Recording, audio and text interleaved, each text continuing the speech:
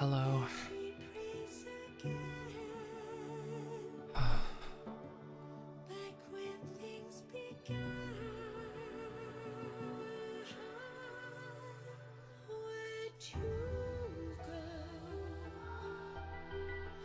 Oh my god. My mic wasn't working too for a second. Everything was just not working. So, thankfully, everything is fine right now. Oh my god. Let me just test the input. Wait, if I...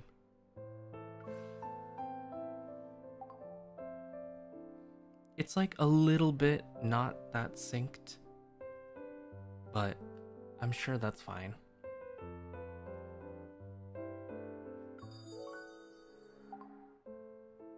Hold on, let me see if I can unplug and replug it back in.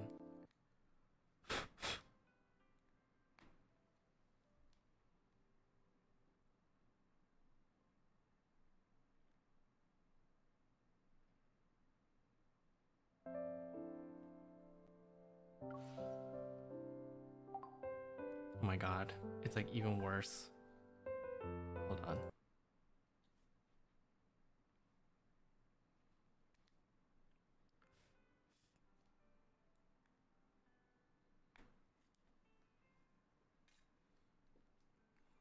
I just don't want the latency to be too bad.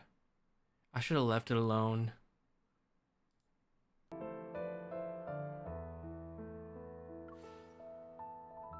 No.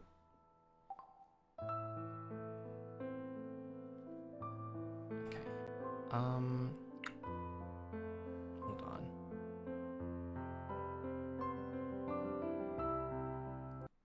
Maybe.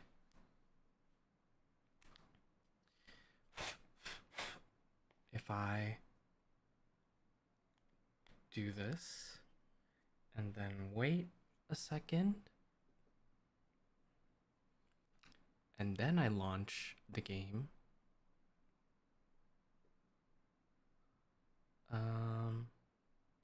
or relaunch it.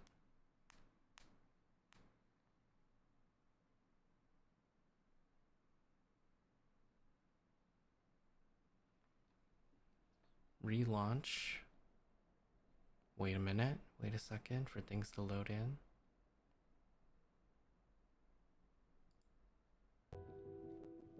Before fading to dust, some long for eternal sleep. Okay, it's still kind of the same. Enchanted by stars.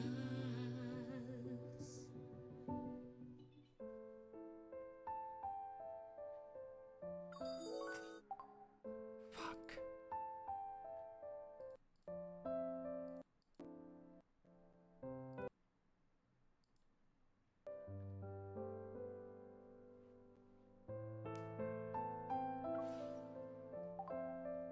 Is it bad?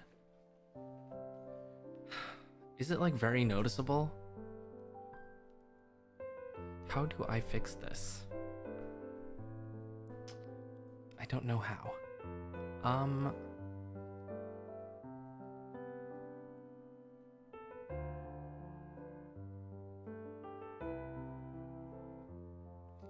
Maybe if I...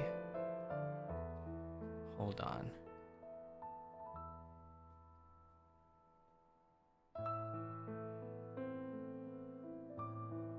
Oh, you can't tell?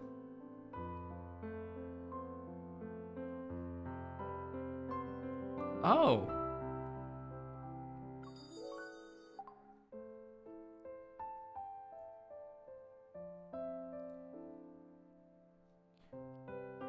Looks good? Alright, you know what? That's fine. As long as you guys see nothing wrong, I can live with this. Okay. Awesome. Alright, everybody. Anyway, thank you guys for coming. I hope everyone's having a lovely day or night. Thank you for coming to my wedding today. I'm so excited to say I do to Sylus. I haven't watched any of the wedding cards. I haven't watched any of them. Which means I don't have any of the outfits. So we're gonna try and get through all of them today. I'm gonna really try.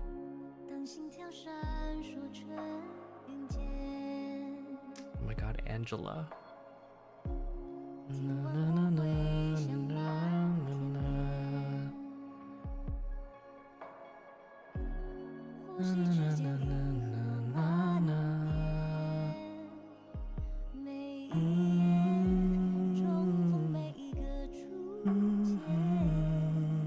You can see I've pulled that many times.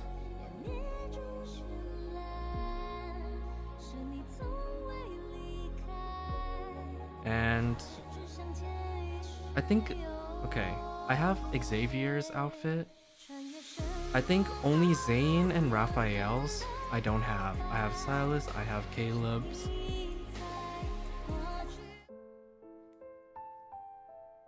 Yeah. And I also may have R3'd Sylus's wedding card. Honestly, it's pretty easy to do if you just select him for the wish thingy each time.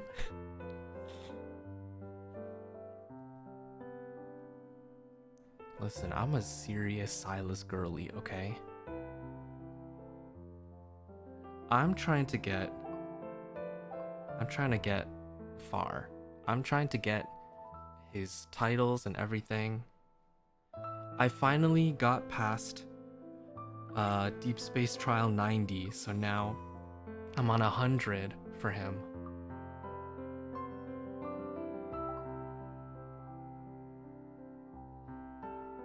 Anyway.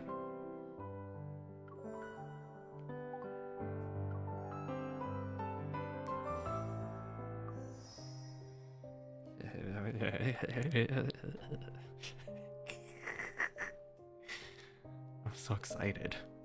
I'm so excited.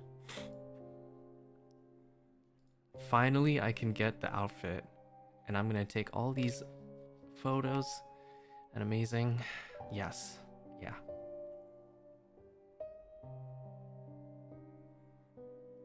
You crazy. Well, love makes you do crazy things, okay?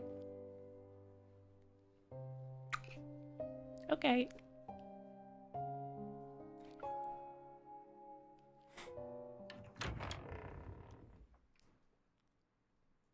What's happening?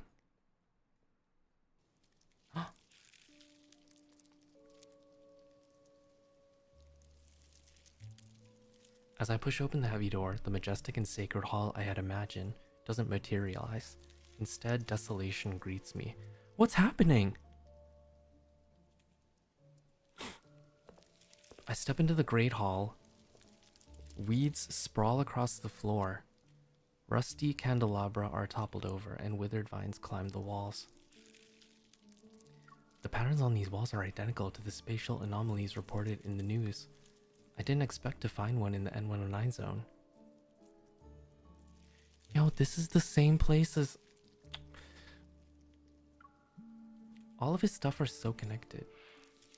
Aren't you on your way? I detected a metaflux fluctuation, so I got held up. Is it serious? It's not a wander. Probably just fluctuations from the deep space tunnel. That's good.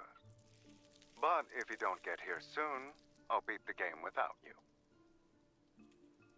Give me a few minutes. And put that controller down right now. You're not allowed to finish the game without me.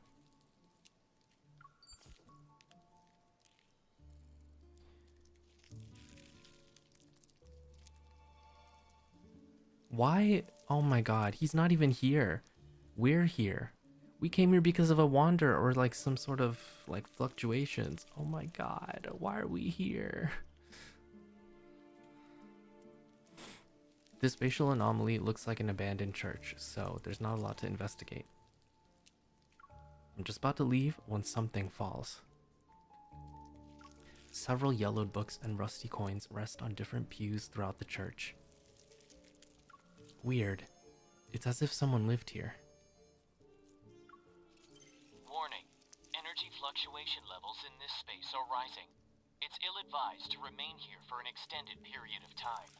I should wait until the fluctuation levels stabilize. Then I can do another investigation.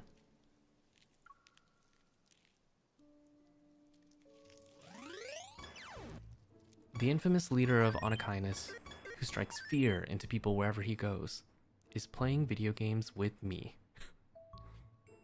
But the real reason for my visit is so I can invite Sylus to attend my senior's engagement party with me. There will be a lot of people though. Will the association or his rivals recognize him if he's my +1? That's weird, sweetie. You lost again. Oh my god, I'm saving my chocolates so that I can get this outfit. It's 5,000 chocolates, but I've used it on other like photo things. Luckily for us, we're just playing games today. If these were real wanderers, they probably wouldn't share my interest in drawing cats. Fuck.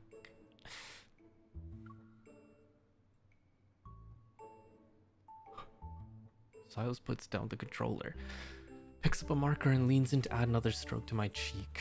Oh, it's like a punishment game. You just got lucky. You don't need to be smug about it. Oh, I thought cats were supposed to be smug. He gently tilts my chin to the side, and I see my reflection in the mirror. He's already drawn enough cat whiskers on my cheeks. I can't believe I lost that many times. You didn't come all the way to the N109 zone just to play games and look like a cat, Ryan. I wouldn't mind if that was the case, though.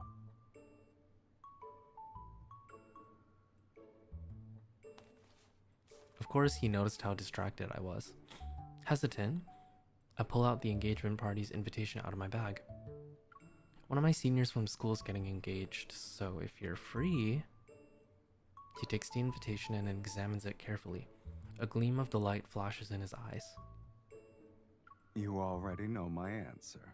Was losing that many games worth it? I heard her fiance works at the Hunters Association, so there will probably be a lot of hunters at the engagement party. If your identity gets exposed and you become a target. He taps the tip of my nose with his index finger. It's not like this is our first time interacting with a group of hunters. Wouldn't you say our past experiences have proven how good my acting skills and our rapport are? His composed tone easily soothes my worries. I smile as I pick up the controller again. Do you feel better now? You don't have an excuse not to do your best. Fine. Let's play another round.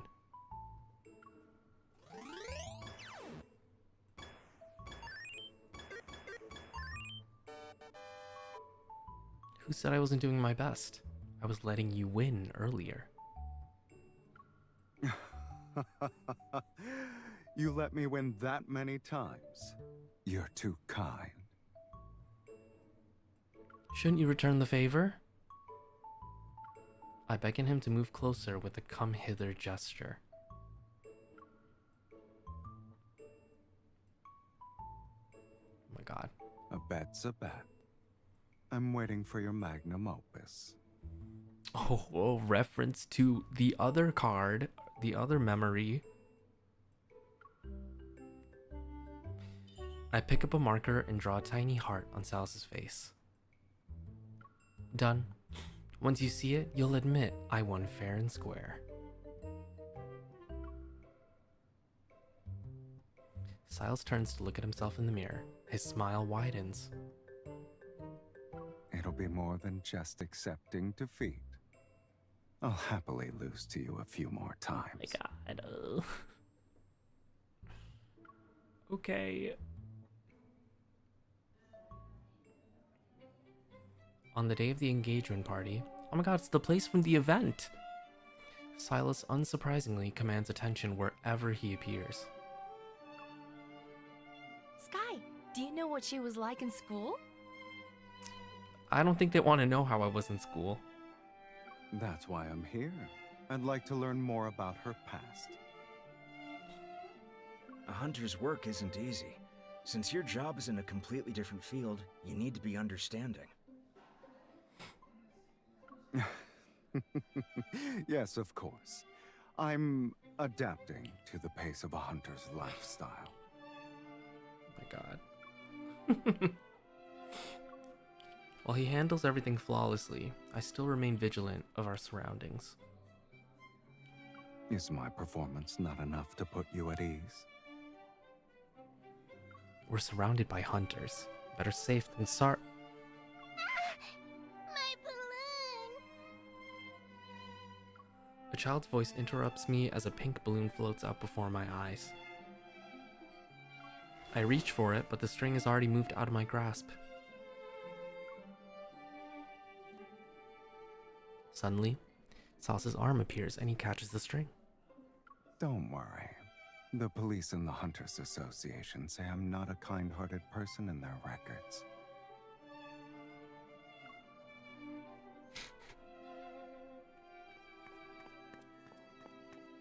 His eyes crinkle as he forces himself to smile. He crouches down to give the balloon to the little girl running toward him. Oh my God, this angle right now is so cute. What the fuck?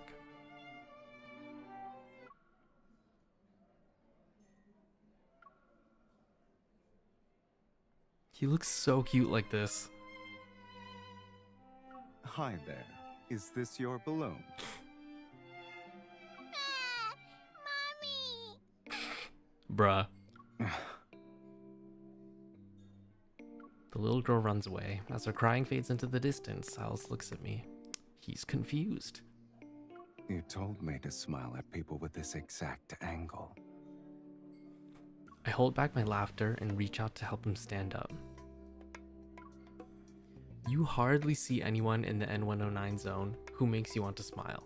You've gotten rusty. You're not wrong. I only get plenty of practice when I'm meeting people with you. He gives me a faint smile. The more I practice, the better I'll get. Isn't that right? I smile as I tie the pink balloon to his wrist. Hmm? Let me teach you another trick for looking approachable. Bring something cute with you. Even the sternest face becomes twice as friendly. Cute, huh? I already have that. Maybe you're not close enough for it to be obvious. Not him saying that and then touching his lips?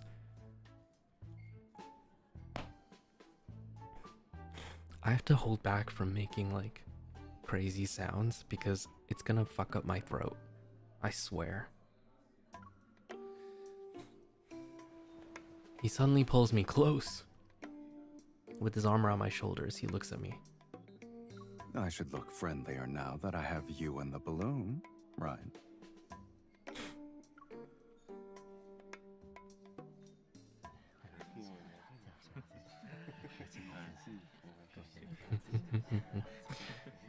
As night falls, the party moves indoors. The lawn is empty and the light's glow is misty as it diffuses into the night sky. I sit with Sylus on the steps outside. The pink balloon on his wrist is like a tiny exclamation mark in the tranquil night. Too bad we couldn't find that little girl. I wanted to return her balloon. I poke the balloon's smooth surface. Let's just consider it a gift from her. Someone's shameless. My fingertip moves from the balloon to Sylus's face. You're in a good mood today. Don't say it like that. It's probably because you got a lot of chances to practice your smile. Should I show you the results? Haven't you been doing that this whole time? My finger slides to his lips and gently touches them. I'll give you 99 points. His warm lips are pressed against the pad of my finger. I guess I made significant progress. This is the highest score I've ever received.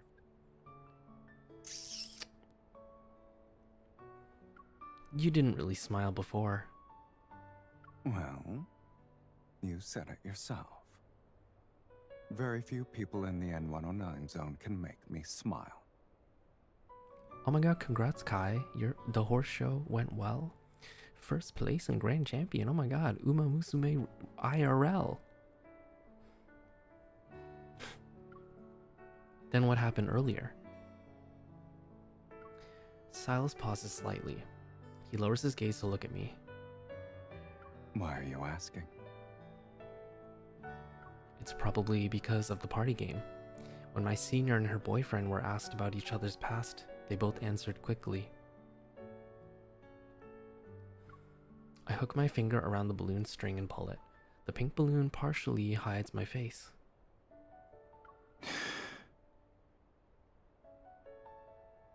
Are you interested in playing a game like that? I just imagined myself in that situation and realized I wouldn't be able to answer everything about you. But everything they mentioned were happy memories.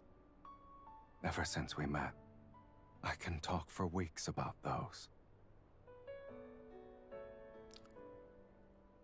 Sylus pushes the balloon aside with his hand, and his gaze lands on my face.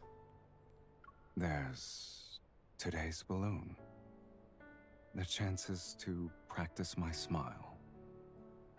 Dancing with you here. And casual conversations while sitting on these steps. Instead of focusing on the parts of my past where you weren't present, I'd rather create memories with you.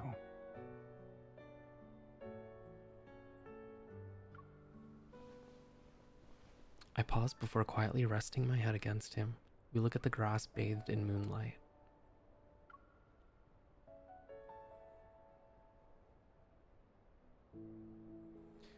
I'm not actually surprised by Sylus's response. He tends to avoid talking about his past for the most part.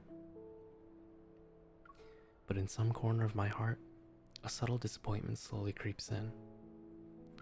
We've grown closer and entered each other's lives.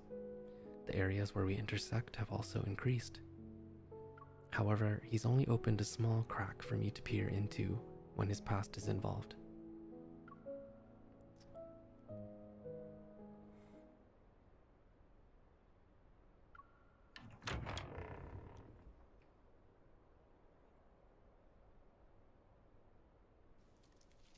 We're back. Energy fluctuation levels in this space are currently stable. You may proceed with an investigation. I push open the heavy church door for the second time. As I venture deeper into the building, the light becomes increasingly dim. The glow from my hunter's watch only illuminates a few meters ahead. Chess? Someone has the time to learn how to play chess in this dilapidated place? They must live a carefree life.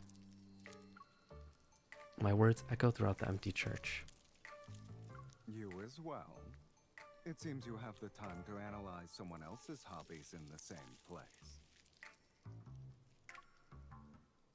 A familiar voice resounds from the doorway. Surprised, I turn my head to see Sylus leaning against the entrance. He has his arms crossed. Why are you here? I wanted to ask you the same question, sweetie. I'm here to investigate the spatial anomaly. Wait, how did you know I would visit? Fucking Mephisto. A silhouette flashes past the window. A crow's cry. Whether it's answering me or mocking me, I'm not sure. lingers outside. Mephisto. He really is a helpful bird. It's just a coincidence. This place happens to be within Mephisto's usual patrol route.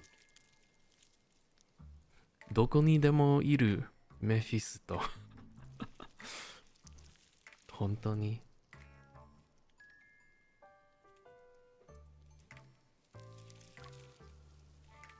What about you? Why are you here? He lowers his arms and slowly strolls into the church. Spatial anomalies aren't restricted areas. That includes the ones in the N109 zone. I still need to figure out if it's safe to enter and exit this place. You should leave first. Is it unsafe? That's all the more reason for me to stay.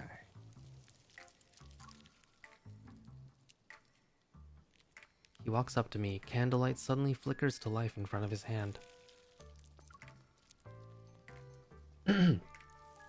When I get a closer look, I see he produced a set of matches. From who knows where. He strikes one to light a candelabrum inside a pew. The church is massive. I doubt your watch will last long here. Do you usually carry matches with you?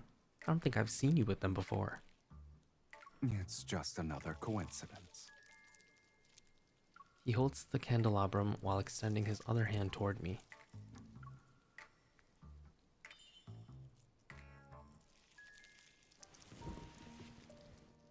I feel like there are too many coincidences today. Wouldn't the biggest one be you discovering this place? It's because I don't know. MC doesn't know. And since coincidences brought us here, maybe it was fate that you needed someone to help you find your way.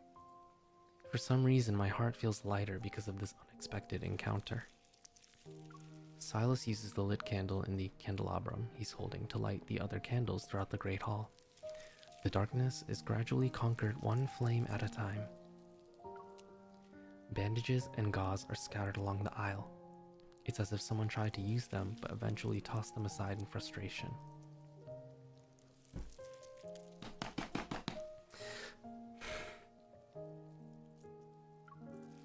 With all these medical supplies... Oh my god. Stop. Ugh. With all these medical supplies, do you think this place was used as a safe house? It's a good choice.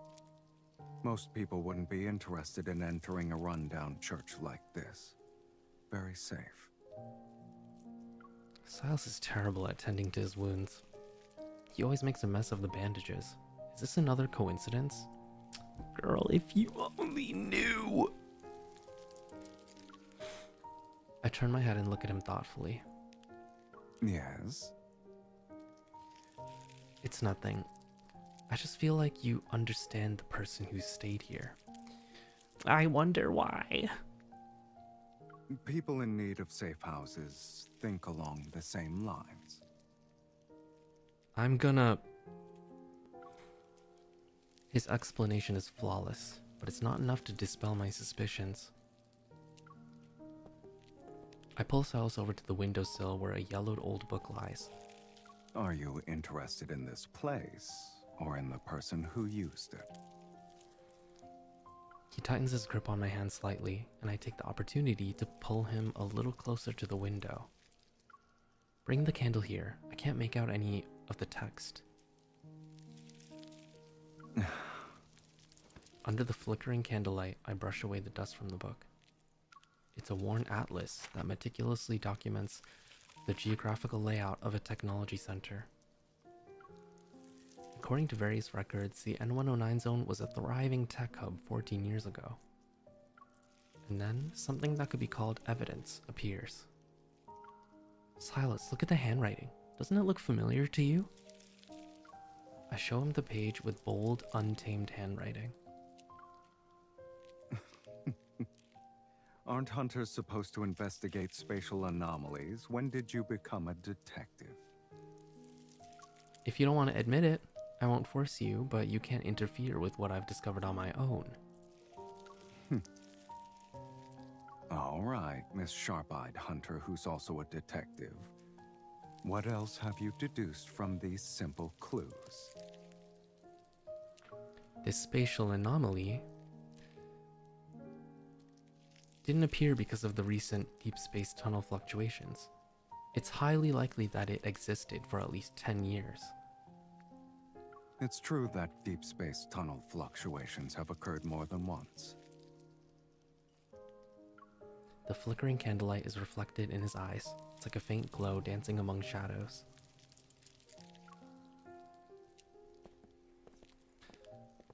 Oh my god. Girl. At the far end of the church stands a weathered pipe organ. I see several objects scattered across its keyboard. There are polished crystals of various colors. Now they're dull.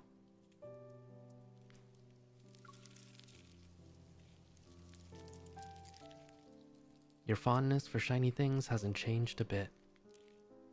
I mutter quietly to myself, but it still reaches his ears.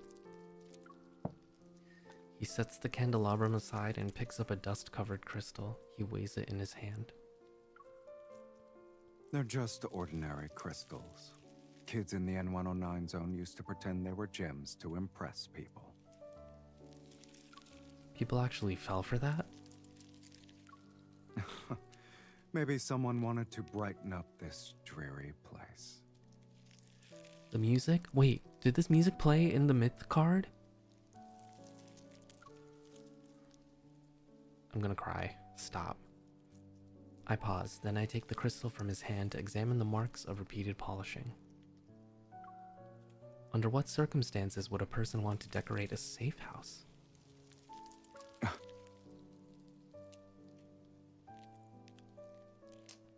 Stop! I guess it'd be when someone starts treating a safe house as a home.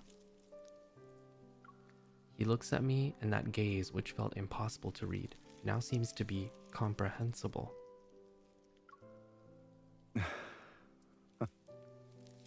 You'd be a good detective.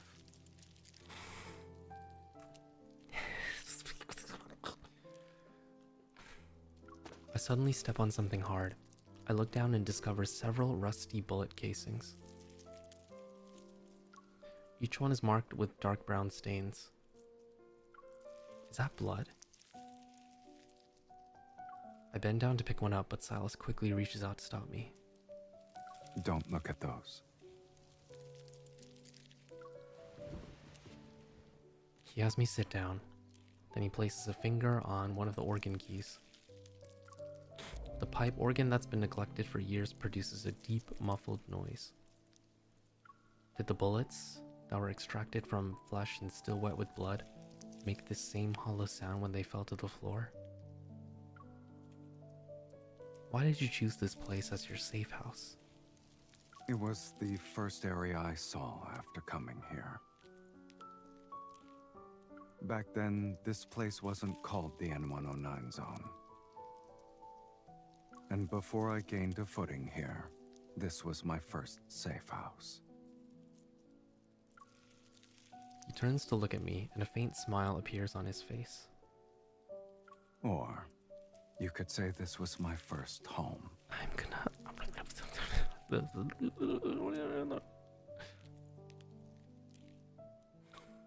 For reasons I can't explain, my heart feels a sudden twinge of pain. Warning. Energy fluctuation levels in this space are rising. It's ill-advised to remain here for an extended period of time. Why are the fluctuation levels rising again? Didn't you see the news, sweetie? The current deep space tunnel fluctuations are entering their final phase. The spatial anomalies they created are disappearing one after another. Ready to leave, he pulls me to my feet, but I stay where I am. Why aren't you moving? A good hunter knows when to quit while they're ahead.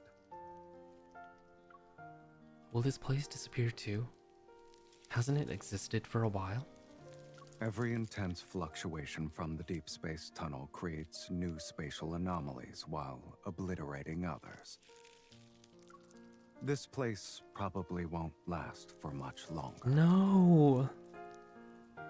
Aren't you sad to see it go? After all, this place is... I haven't been here in a long time.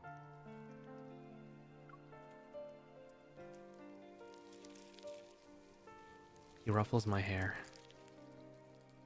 If you hadn't found it, I probably wouldn't even remember what happened here. Stop. His expression remains nonchalant, as if he's saying goodbye to something trivial. Even if it vanished without a trace one day, I'll remember this place for a while longer. All because you visited it. Kanashi. The candle in the nearby candelabrum has burned out. Its bluish-gray smoke slowly fades away. I look around this weed-covered place, and an idea forms in my mind. Will Sylus's memory of his first home always be in this desolate state?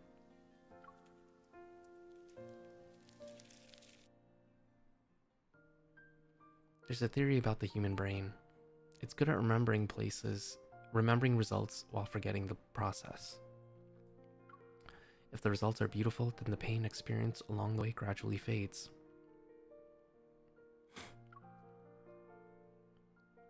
If Sylus could see what the church originally looked like, will the memory of his first home be preserved in a less gloomy image?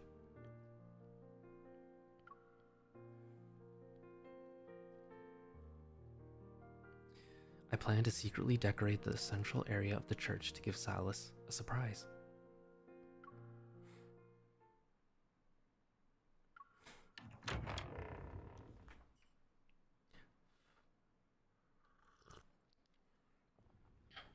Whoa.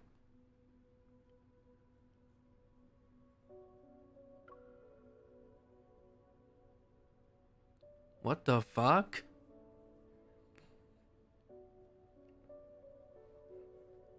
I guess he beat us to it. Amazed, I stare at the church. It's been completely restored, and everything is even more majestic than I imagined. You arrived earlier than I expected.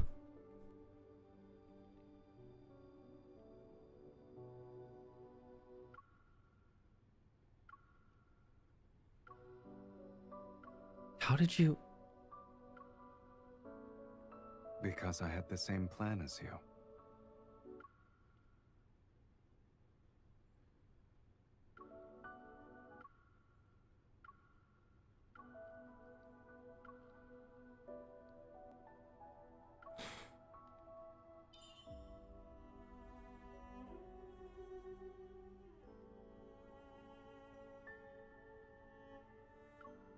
What's with the formal clothes?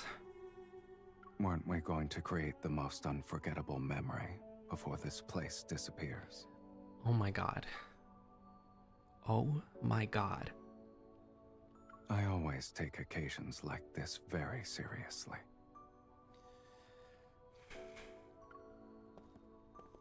He leads me to a pew where a large gift box sits. Once it's open, it reveals an exquisite formal dress inside. I also have to dress up? Did you think you'd be a spectator in the memory we're creating?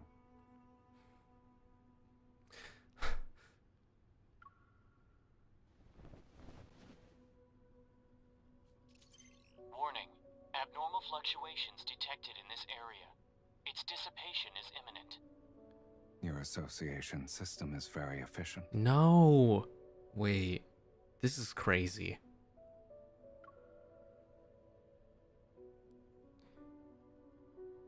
We're really living life on the edge, huh?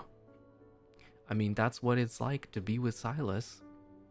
Never a dull moment. Before this place disappears, should we do something you've never done before? It sounds like you already have something in mind.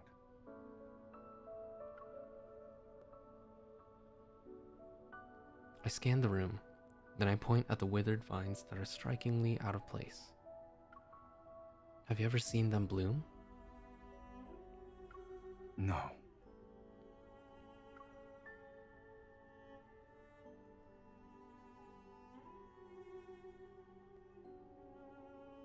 I pull Sylus over to the pillar and place his hand on one of the vines. Oh my god.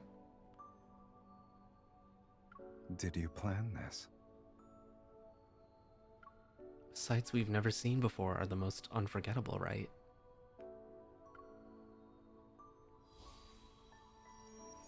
Sylus smiles as energy flows from his palm. I place my hand over his and resonate with him. Yeah, that's the interaction you get when you're on the home screen.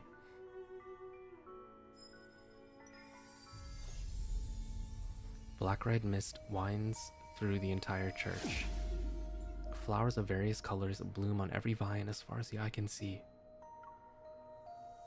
The lifeless church is filled with light, and now it's bursting with vitality. The expression on Sylus's face slightly softens at the sight of this transformation.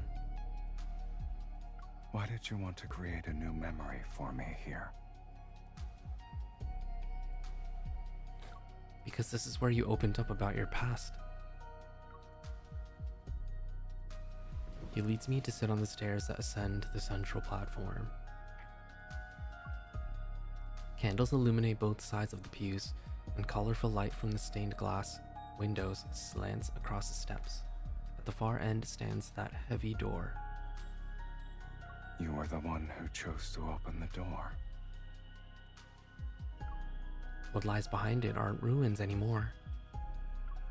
He looks at me and tenderness flickers in his eyes. You are what lies behind this door now. I'll always remember the new memories you've given me. Oh my god. But the ones we can create here aren't limited to just these.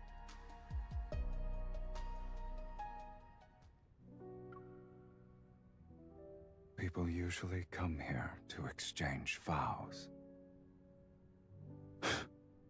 Obviously, that isn't something you can do alone.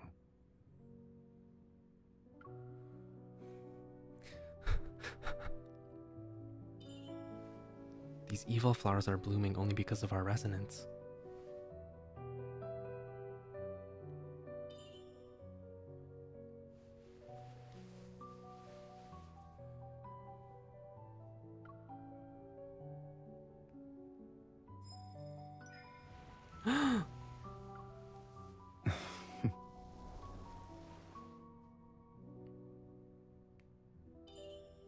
It's a shame these flowers won't last long.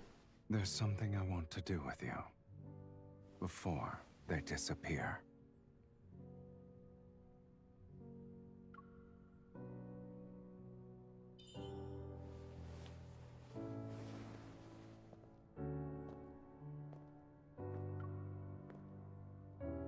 Oh my god. Oh. Sauce, will you be sad when everything that happened here vanishes? It just means everything that happened here will become a secret between us.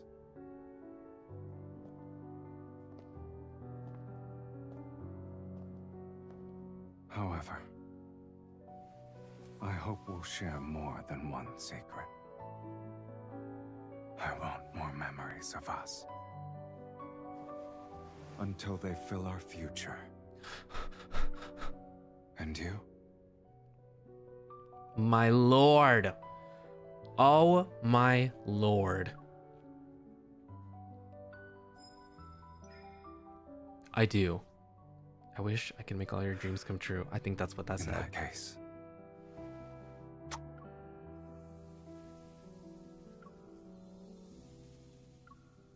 I want this wish to last forever. Oh my god. I'm gonna cry.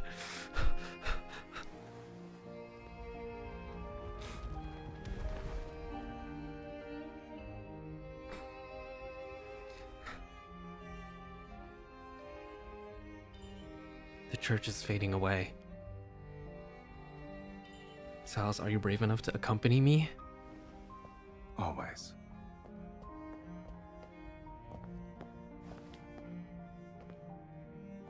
Oh my god, this is beautiful. Oh, that was a bad photo.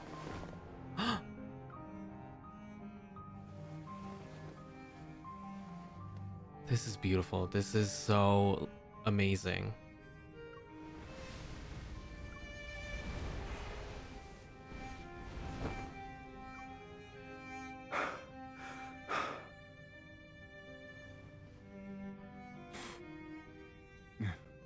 Maybe the world outside is coming to an end.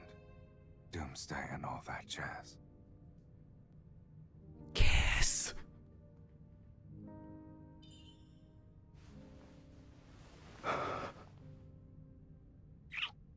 Oh. Oh. Oh. This is the perfect time to create memories related to it then. All right, let's create more memories with each other until Doomsday itself actually arrives. Oh, are we? Oh, oh, oh, oh, oh, oh, oh. We keep going. We keep going. Oh my god, wait a minute. Wait a minute. Wait a minute. Oh my god, this is crazy. Oh my god.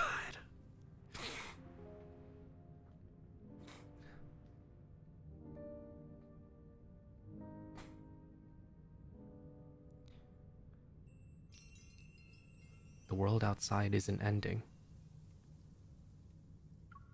The world outside isn't ending. In fact, it's peaceful beyond our imagination.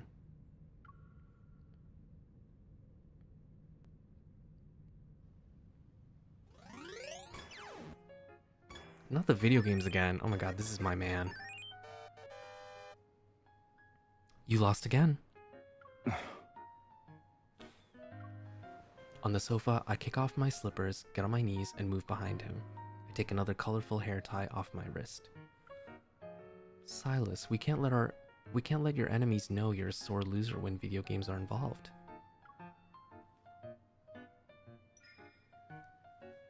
Oh my. He's so cute. As I say this, I grab some hair from the back of his head and tie it into a little ponytail with ease. Otherwise, they'd stop challenging you to card games and fights. They'll invite you to play video games instead. You're not even this proud when you kill S-rank wanderers. Of course, this is a rarer achievement than defeating S-rank wanderers. It's hard not to be proud. I turn his head to face me, staring at the little ponytails sticking out in all directions on his head. I can't help but touch them. Something is wrong with the controller. He's still being stubborn. Didn't I bring a pair of new ones? Where'd you put them? You're being very accommodating. Let me guess. There's a condition.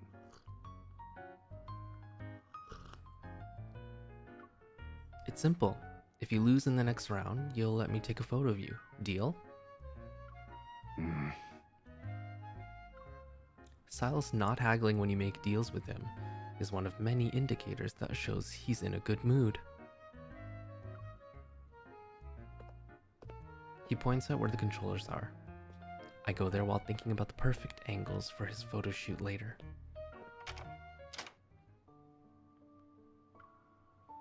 The shelves before me are lined with dull crystals, yellowed books, and an antique chess set. And tied to the railing on the side of the shelf is a familiar pink balloon. Did you find them?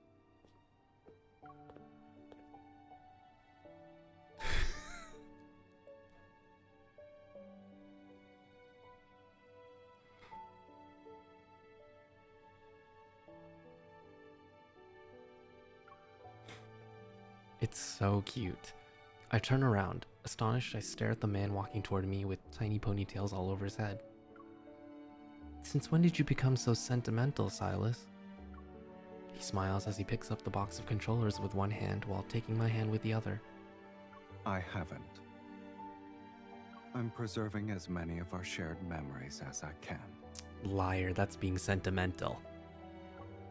His ridiculous hairstyle and matter-of-fact tone clash with the romantic sentiment he expressed.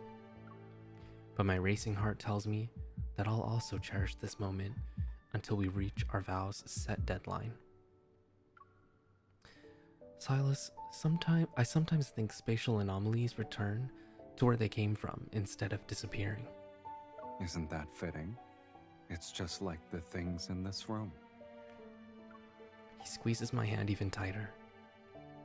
Everything that happened, every word that was spoken, they're all preserved in deep space. Oh my god. Oh my god.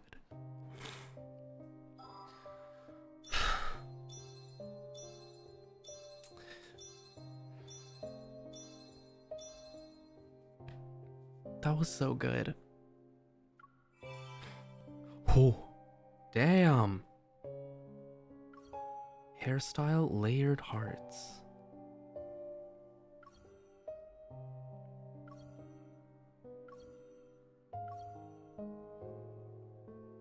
Oh, damn.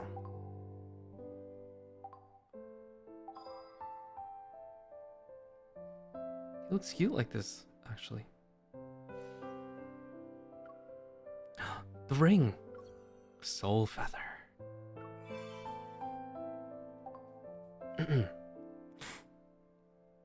You can change the color too? Oh my god.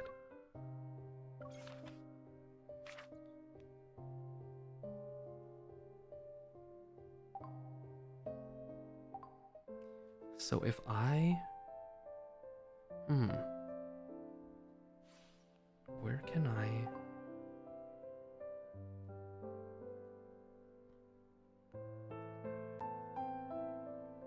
Try this card's kindled with dragon outfit Illusio. Stop. I will cry. I think I'll cry. I still haven't used the Illusio feature, actually, ever. So maybe I'll use it in private. Oh my god. Wow. Oh my goodness. Let's just look through together.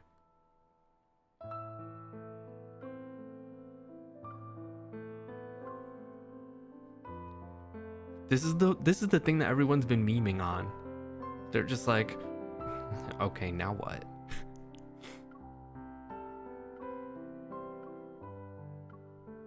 Oh my god, these are such good shots. Yes, yes.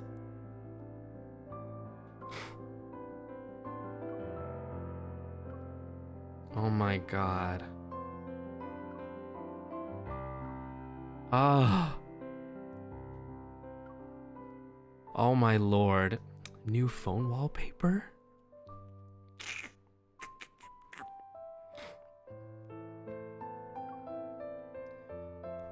This is the bad one that I took. Oh, that's crazy. Oh my god, look at him.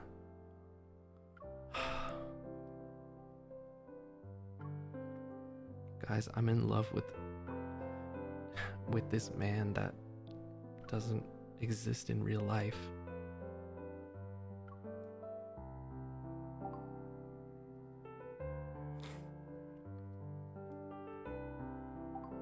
Okay. That was amazing. Wow. I am so in love.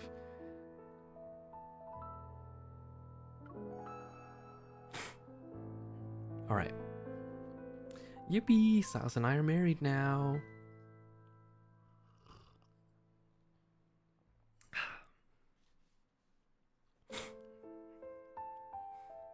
I'm about to add the crow emoji to my Oshi marks, and then I'll have 3 Oshi marks.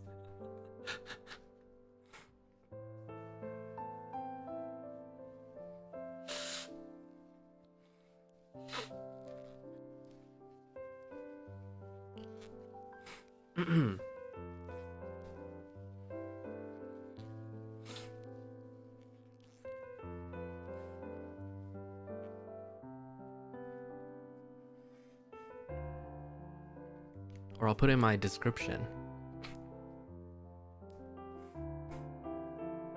Okay. I wanted to get through more, so next Let's do... I want to do Xavier next. Because there's stuff that well, there's a lot of things I haven't looked at. Oh my god, he's so cute. Look at him. You can even make the marriage certificate in the journal. Really? Yo.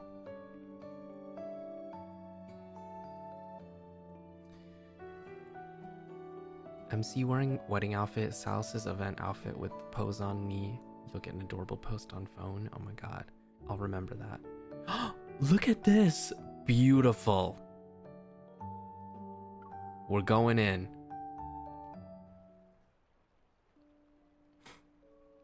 In the heart of an industrial park that's been long abandoned, sunlight dances across the surface of a crystal blue lake. Shimmering ripples spread out on the water. I walk along the lakeshore while keeping an eye on the real-time energy readings from my watch. The energy levels in this spatial anomaly are stable. It should be safe for the most part. Everything is a spatial anomaly. How's everything on your end? It looks normal so far. If this wasn't an industrial park, I'd almost mistake it for a nice day trip spot. Things are going well here. This place looks like a classroom. The association has investigated spatial anomalies with all sorts of environments and structures before, but this is the first time I heard of one being a classroom. Who knows when we'll have time to go on an actual day trip. There's a spot nearby that few people know about. Once the deep space tunnel fluctuations have subsided, let's visit it. Oh, right. I found something. It's... Again? Is it because of the protofield interference? We've been so busy lately that we haven't seen each other for a few days. Now we can't even finish a phone call. My emotions waver in sync with the signal strength of my phone. I hope these fluctuations disappear soon. They miss each other. I finally finished writing my investigation report. I wonder if Xavier is back. You have received a new mission. A spatial anomaly has been detected. Bruh. Coordinates are already synchronized. Please set out immediately. Bruh.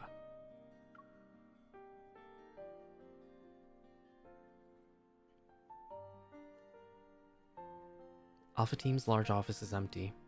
Everyone has been dispatched to investigate different spatial anomalies. I think we're being overworked. I mean, well, I think all hunters are overworked.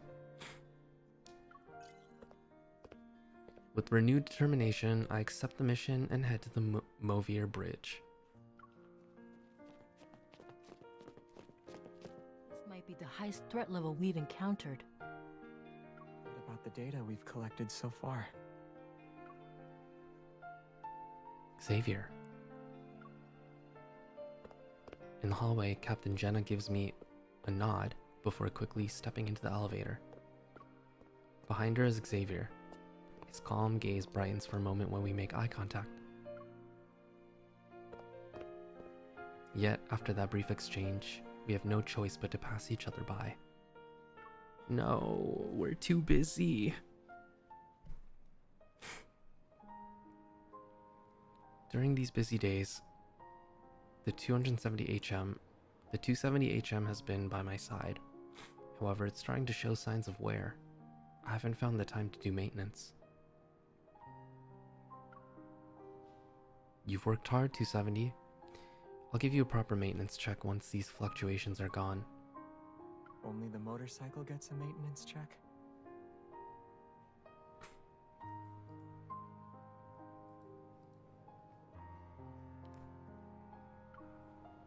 Oh? A flash of white light suddenly fills my vision. Then, the man I brush shoulders with materializes from it. People are like cars. After running around non-stop, they need a maintenance check. Did chat die? What happened? Or maybe everyone's locked in.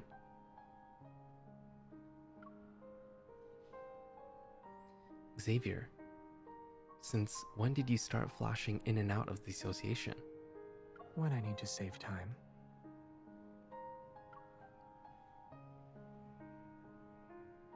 Xavier waves his hand in front of me. Oh, okay. That's so funny. I had a feeling. I had a feeling everyone was locked in, and that's why no one's typing. I love it. Why do you look like you're in a daze? I lower my gaze and playfully reach out for a high five. We haven't seen each other for several days. Do you miss being on a mission together, partner? As I start to pull my hand back, he gently catches my fingers. Long time no see, partner. Yeah, Xavier knew that we were all in a daze. We were all locked in. It hasn't been that long, right? I try to act nonchalant, but my fingers unconsciously curl around the back of his hand. Maybe time plays tricks on you when you're alone. Time is unfair. Why does it only know how to last forever? Can't it be brief for once? Someone should teach you to be more flexible.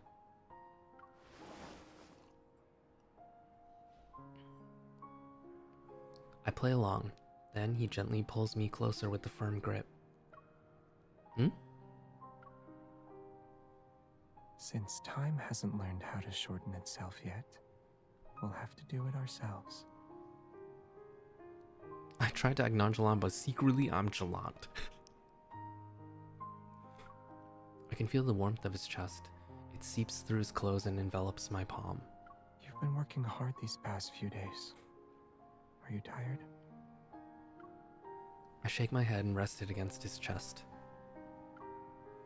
I just need to recharge for a bit. You're free to recharge for as long as you need. Oh my god, so Warning. soft. Abnormal energy readings detected at mission location. Energy levels rising. Proceed immediately to neutralize the source. No more resting. I push down my feelings, pull away, and smile at him. That helped. Now I'm fully charged and ready to tackle several spatial anomalies in a row. Really? Does that mean you'll be completely drained again when you return to your power bank? So cute. An emotion subtly flickers across Xavier's face. I smile and raise my hand. I want to pat his fluffy hair. Oh my god, it's the interaction! I guess everyone gets to have the interaction in these memory cards. I promise I'll be more energy efficient from now on. His fluffy head leans into my palm. At the same time, he places a small circular device in my other hand. This is what I was trying to tell you about before the call ended this morning. Is it from the classroom? I press the switch-like protrusion that's located in the middle of the device. A holographic representation of an unknown galaxy appears in midair. This model was used to teach students. I feel a pang in my chest because of how naturally he shows his familiarity with this gadget. What goes through his mind when he encounters these things? I can't help but feel uneasy about how alien and distant his world seems. I was planning to give this to you when I got home, but given our current circumstances, who knows when we'll run into each other. At least we met up here, even if it was just for a moment. I hope we won't have to wait too long for our next moment together.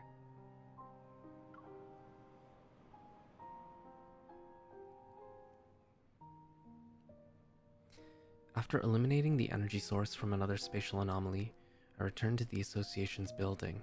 My watch reveals that it's already past midnight. Just as I'm about to leave the office, hunger overwhelms me. It refuses to give me the time to go downstairs for food.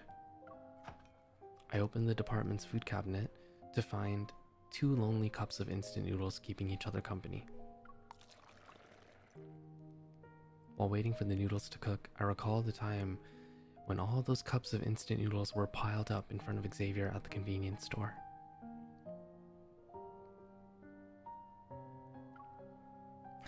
Good thing Xavier isn't here. So, you'll be happy if I'm not around? Hey.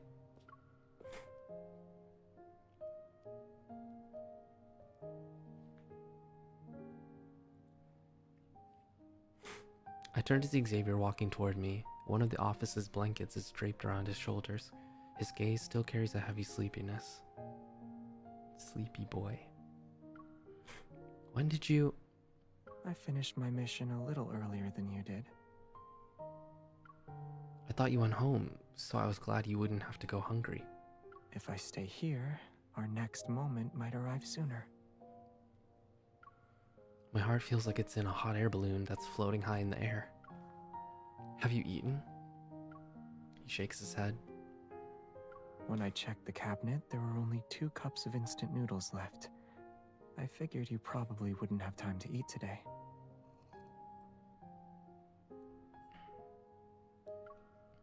Did he leave them for me? I place an unopened cup of instant noodles in his hands. 1 cup each. Will it give you enough energy though? I wouldn't be surprised if it barely counts as a snack. We can save the rest of our meal for when we meet again. Oh my god, instant noodle date.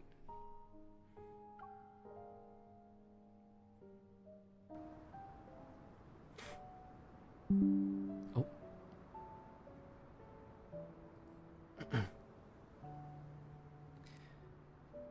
Moonlight cascades onto the balcony. Meanwhile, neon lights sparkle as far as the eye can see. As we eat instant noodles, it's like we finally have a moment of peace that only belongs to this hectic work schedule. I thought I had gotten used to being a hunter, but I guess I still need to catch my breath sometimes. Do you still enjoy being a hunter? Of course. I just realized that even when you love your job, you need some time away from it every now and then. So true. Xavier gazes at me thoughtfully. The moonlight casts a soft glow across his hair and features. If you could leave everything behind, where would you go? I ponder for a moment before taking out the circular device he gave me. I press the button and an unfamiliar galaxy materializes in the night sky. It almost looks real. I don't know if there's a place with no wanderers, since that would mean deep space hunters aren't needed. Xavier's gaze passes through the hologram to rest on my face. What if there is? I'd like to rest there for a while. A moment would be enough. I turn to look at Xavier. The hologram's light shimmers across his serene expression. What about you, Xavier? Do you ever feel like leaving everything behind when you're exhausted? I never thought about it before I met you. Not even once? No, not even once. Then, what about after you met me? I feel even less inclined to leave everything behind now. Oh my god. After running around all day, exhaustion washes over me. I fight to keep my eyes open. I don't want to waste our precious time together. Rest if you're tired. I take Xavier's hand. I can't help but close my eyes as I mumble. Xavier, if I leave everything behind for a bit, will you join me? Let me pretend this is a dream. You have received a new mission. A spatial anomaly has been detected. Bruh. Coordinates are already synchronized. Please set out immediately. Sorry, it came from my watch.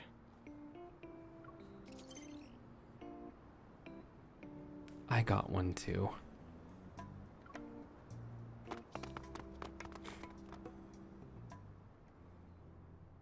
How long will we have to keep doing this? Always being apart. We're rarely together. Getting back on my motorcycle, I make an effort to sound more upbeat. Well, let's look on the bright side. Even if we can't go to a place without wanderers, the deep space tunnel fluctuations will disappear eventually. There's so many things I want to do. I have to check out that new restaurant, watch recently released movies, see those new attractions at the amusement park. Xavier places the helmet on my head and carefully fastens the strap. If it's just a short amount of time, then it shouldn't be that hard.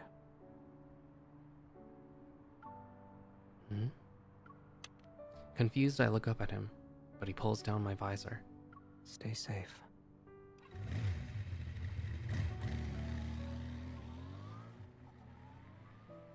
He's planning some. Oh! Oh shit. Most facial anomalies are harmless, however, we occasionally encounter ones with hidden dangers. I didn't expect a powerful wanderer to be hiding here. It's a good thing I wasn't late. Jesus Christ! After the battle, I slump against my motorcycle. I'm so exhausted that I want to lie down on the spot. I don't even have the strength to start the engine. Your partner Xavier needs backup. Will you accept the request? The system only shows the coordinates Xavier sent. There are no details about the situation. Did he run into something serious? I force myself to focus and head toward the coordinates. Is he in trouble? Or maybe this is the plan. The coordinates lead to a tunnel located in the city's outskirts. Oh, never mind. I can see Xavier in the distance. He's leaning against the entrance with his arms crossed. You got here quickly. Did everything go well on your end? I eliminated the metaflux source. What about you? Did you find yourself in a pickle? Yeah, and I need my partner's help to deal with it.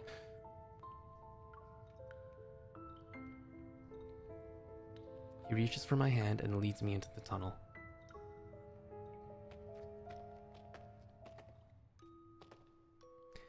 Xavier summons an orb of light to illuminate the pitch-black tunnel. He holds my hand as he walks slightly ahead of me. Do you remember when we walked through a tunnel like this in a no-hunt zone? At the time, I never would have thought we'd go from ordinary partners to... Xavier turns his head. The floating orb of light illuminates the color of his eyes. You never expected this at all? You already knew since back then?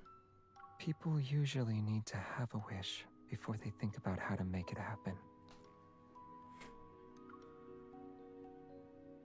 I take a moment to process the meaning behind his words, but then the light suddenly brightens.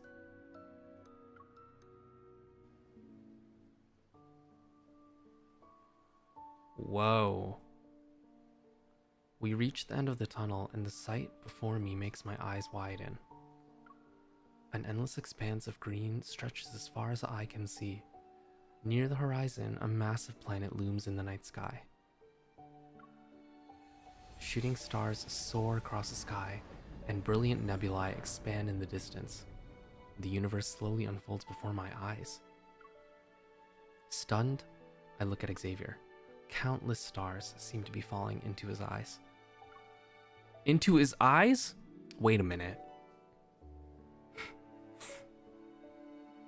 Xavier, you didn't call me here because you ran into a serious problem. It would be a serious problem if I couldn't appreciate this kind of scenery with you. This is the last known spatial anomaly. Why is the anomaly so beautiful?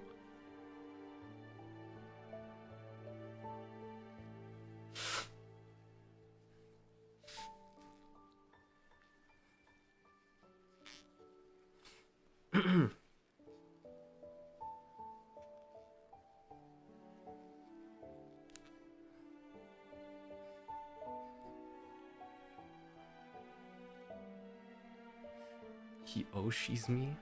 Stop. And I wanted my last mission to be with you. He takes my hand as we step into the lush field. Radiant lights reminiscent of fireflies float above a sea of flowers as they move toward us. This is the most beautiful spatial anomaly I've visited. I gently pinch Xavier's cheek. Oh, Oh my god, he's so cute. This isn't a dream?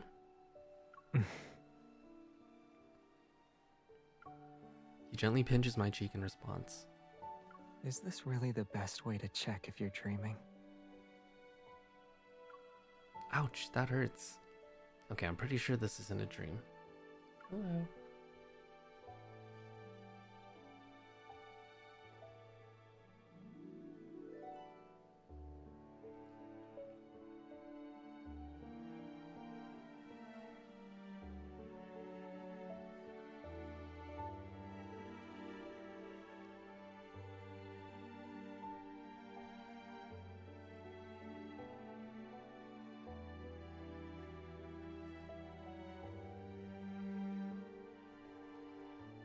I wonder if he's maybe he's hungry. That's why he's here. We'll get through this and then I'll go feed him. But the energy readings here are very weak. Finding the anomaly source will take some time. This place is huge. If we walk for too long, we'll need to use the planets as our compass. Out of the corner of my eye, I see Xavier point to the massive planet in the sky. His expression becomes more distant, detached. Xavier, you volunteered to investigate this space, am I right?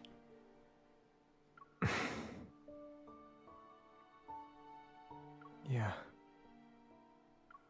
We're supposed to destroy the spatial anomaly, yet Xavier stands beneath these stars in a sea of flowers. It's as if he used to belong to this place. Lore. Do you like it here? Is this what's happening in each memory? We visit a spatial anomaly that has to do with a previous area that they came from? Oh my god.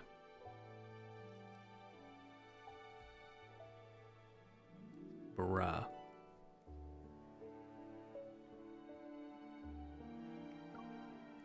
He only asked about here, but it feels like he's asking about something else beyond our reach.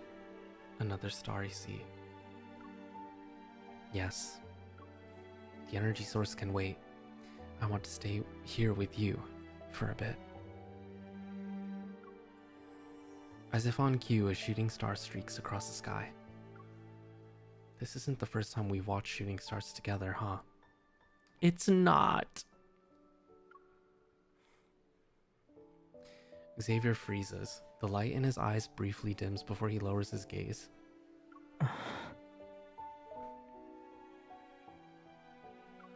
Did you already forget? On your birthday, we watched a meteor shower at the plaza with the fountain. That's not what he's talking about. That's not what he's thinking about. How could I forget? He looks at me and warmth returns to his expression. Do you want to see where the shooting stars land? Can we even catch up to them? Before I can hear his answer, he takes my hand. Didn't you already catch a star? Right in front of me. Oh my god. Also, the first thing I thought of when he said this is, catch a falling star and put it in your pocket, never let it fade away. Because on my way back home, I watched Princess Diaries on the plane.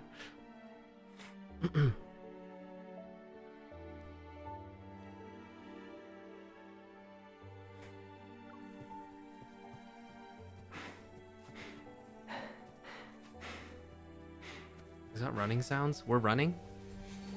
As we move closer, shooting stars fly across the sky one after another. Their descent leads them to the other side of the planet. We're running to the other side of the planet? Our footsteps shift the luminescence in the grass. The sparkling light ripples out with every step we take. Yet, in the boundless universe, even the grandest of miracles couldn't compare to this.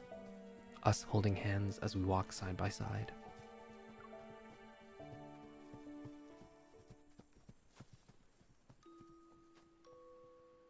Following the trail of shooting stars, we arrive at a gentle slope. Suddenly our watches go off. The energy source must be hidden in the grass. I found it. Xavier parts the knee-high grass. A hint of surprise appears on his face, and I follow his gaze. Children of the Stars Runaway reference? Oh my god. This game has a lot of references to my lore, doesn't it? I mean, we talked about that earlier too, like, how long ago when I played more of the main story? This is kind of crazy. Hey, Infold. My DMs are open.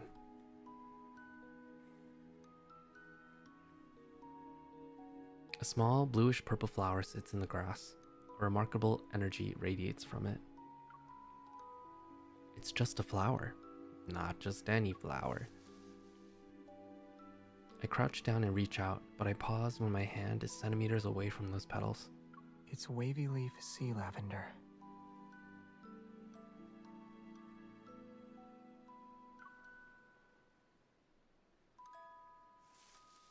He crouches down beside me, and we stare at the flower in silent wonder. Once we remove its energy, our mission will be over. These flowers are vessels for energy, and once it dissipates, they'll have served their purpose. It's like the ones when you get a 5-star of Xavier. It's that flower that appears.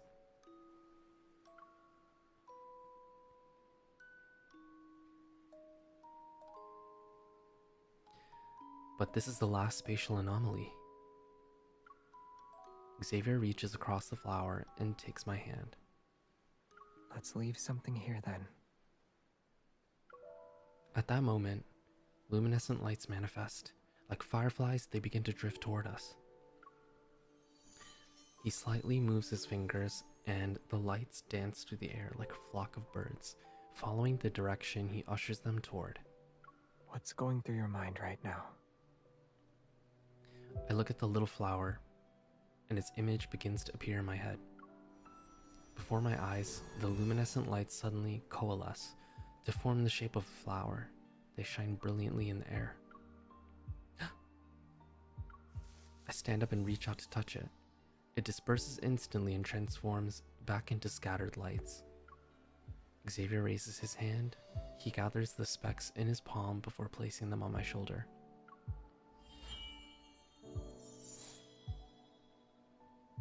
Oh!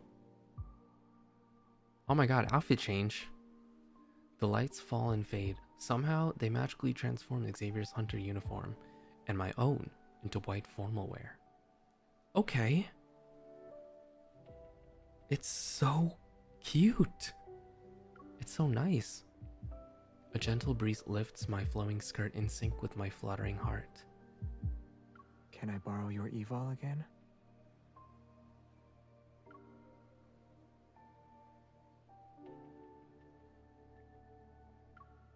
So cute.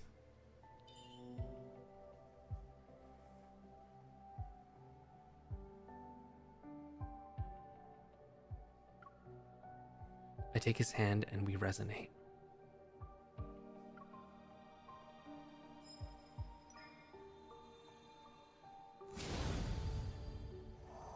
Our resonance makes the luminescent lights gather before us. They create a massive crescent moon that's hovering above the green field.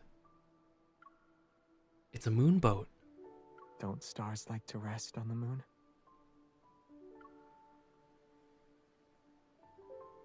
He lets out a soft laugh, and the moonlight makes his eyes shine even brighter. Oh my god. Is it time to set sail with your star, Captain? He takes my hand and together we sit on the crescent moon.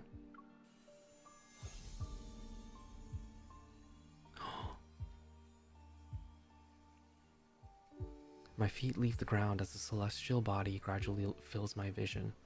Below me, the field shrinks until it's no bigger than a green envelope. The moon gracefully sails through the night sky. Nestled on its surface were its passengers.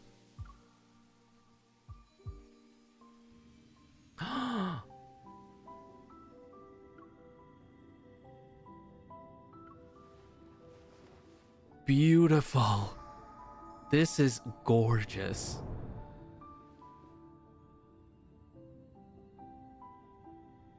Oh my god. Where do you think this river of stars will take us? Cute. Maybe it'll carry us all the way to the very edges of deep space. This is so beautiful. I love this so much. Xavier, resonate with me.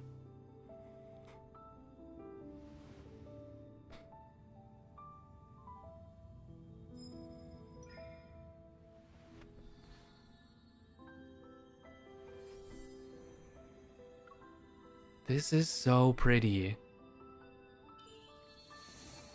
The sphere will stay here. It'll be a memento. Then, may I leave behind my own memento for this journey?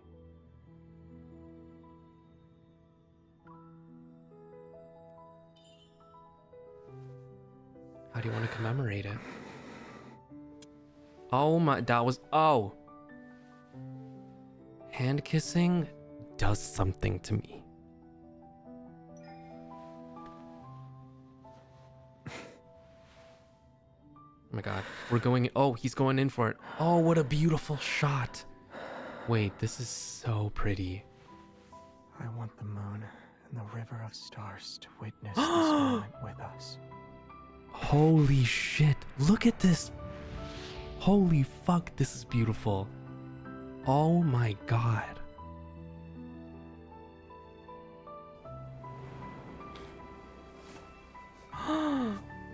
It was a pleasant voyage, my lady. Watch your step, please. Oh my god, I love this card.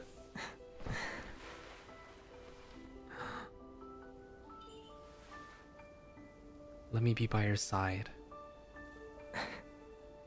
No matter where our journey takes us, I'll always be by your side. Holy shit. They're disappearing. Yes. These flowers are returning to where they came from. Look at this shot right here.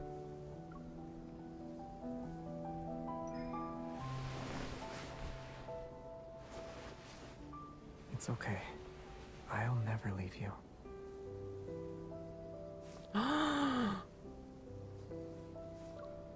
Stop. Stop it.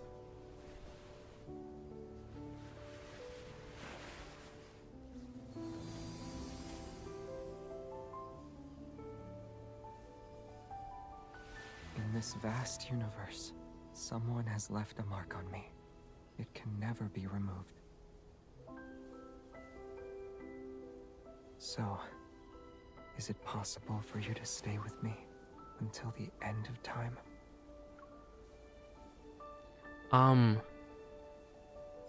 Of course. From now on, you'll never be alone on this journey.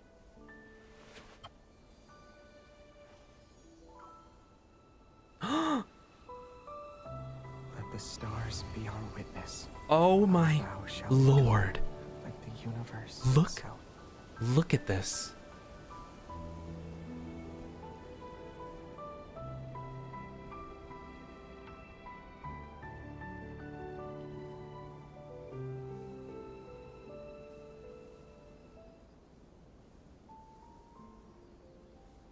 That was gorgeous.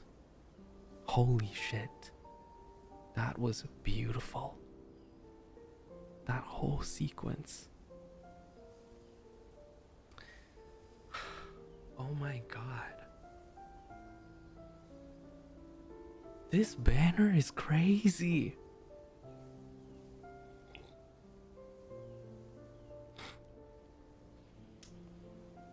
After we neutralized the wavy leaf sea lavender's energy, the last spatial anomaly quickly vanished as well.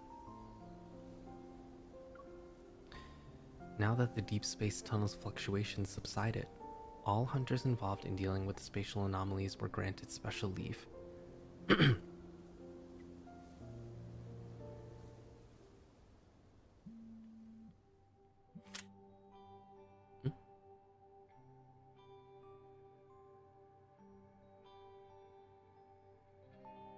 So cute. Can we still save them? I'll help.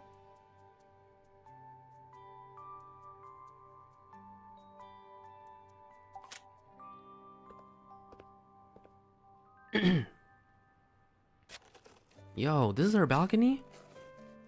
I head upstairs to help Xavier perform emergency treatment on his plants and flowers.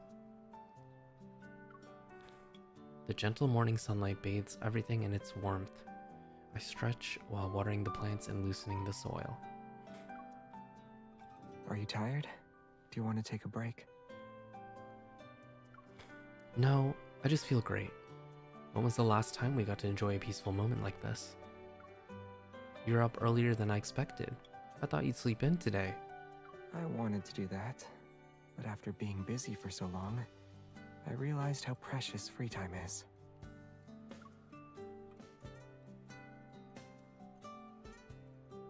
We exchange a smile before we return to tending the potted plants. By the time the sun gets warm enough to make us break a light sweat, we finish our work. I turn to look at Xavier, who's focused on watering the plants. His back is facing me, and the sunlight makes his white sweater look soft and fluffy. Yes? Your back is warm from the sun. It's like toast. Only on one side, though. It's time to flip over.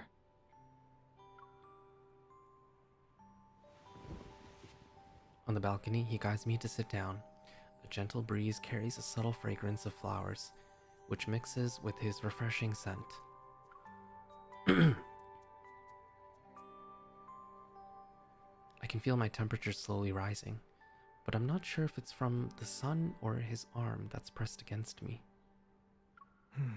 This side is warm now, too.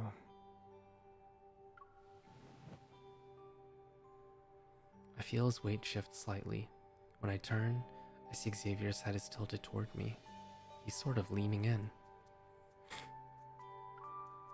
Xavier, are you sleepy? If we don't leave soon, we'll miss out on the Cosmic Archaeology Museum's opening hours.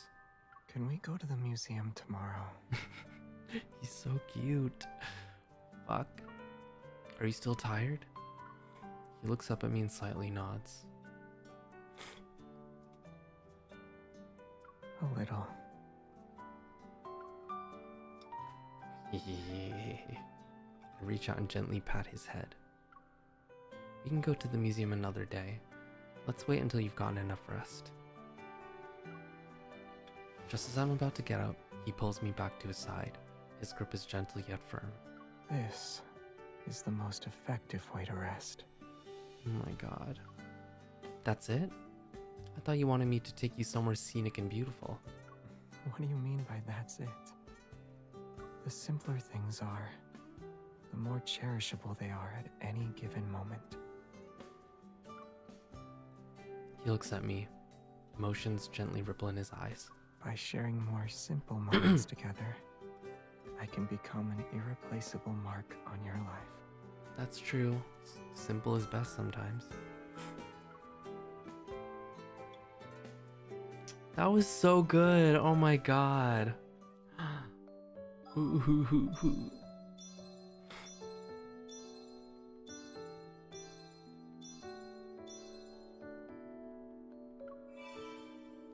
Wow. Gentle gleam. Oh, you get different hairstyles too with each one. Look at all these accessories. You can like mix and match. Okay, so let's see. I haven't watched a lot of his stuff yet. Yeah, I haven't watched a lot of them.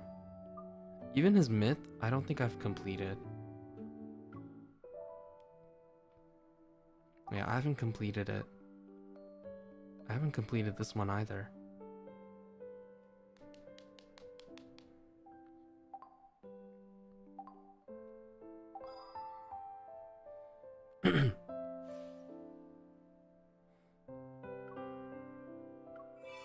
Ring.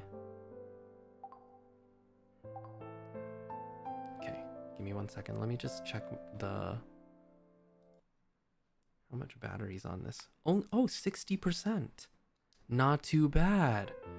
When I started, this was at like 89%. Alright, I'm gonna feed Ukinya and then we'll get back. Give me a few moments. And thank you for the birthday wishes, even though, right, for me, it's not my birthday yet. But thank you. Alright, beer. Oh, there he is. There's his meow. Okay.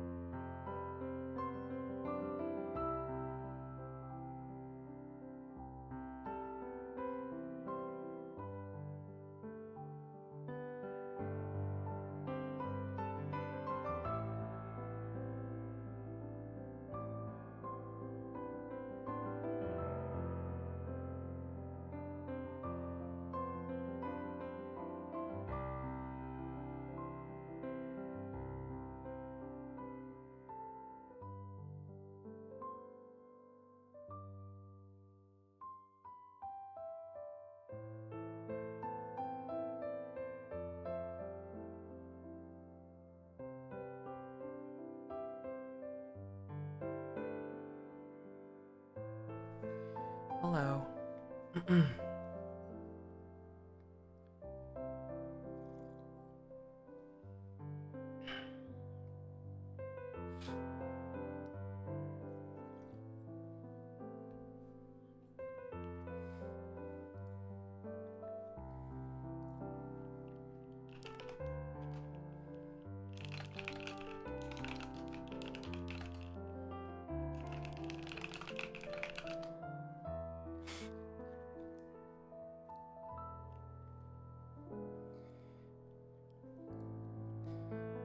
gonna, let me see.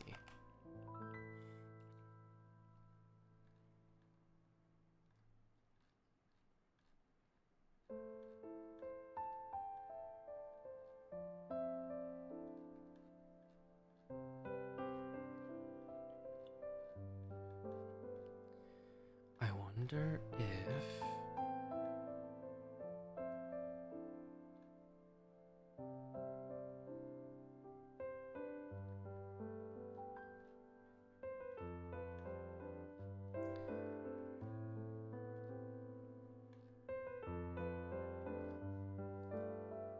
maybe not.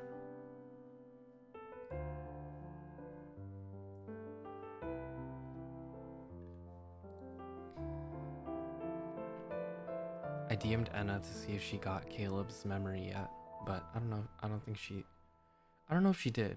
Otherwise she would have, I feel like she would have posted it about it. Cause I was gonna watch Caleb's next. So just in case if she wanted to like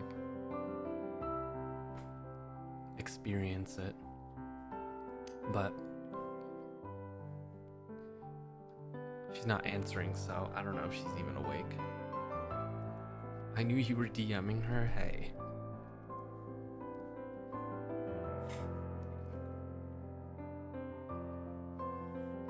Yeah, I feel like we might as well watch it with her, but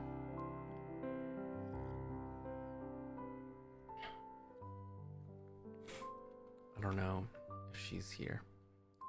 She's probably not gonna respond. Wait, is she streaming right now? Is that why?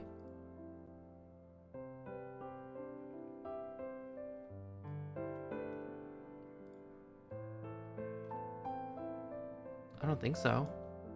I think she streamed earlier today. Yeah. Maybe that's why she's not answering. Yeah, she streamed earlier. You guys want to see my... Okay.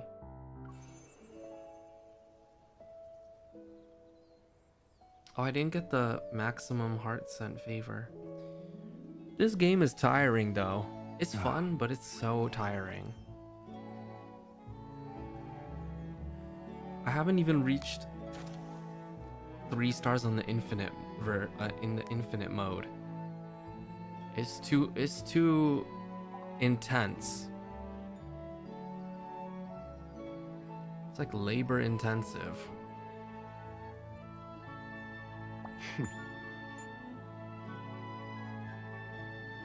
So cute though.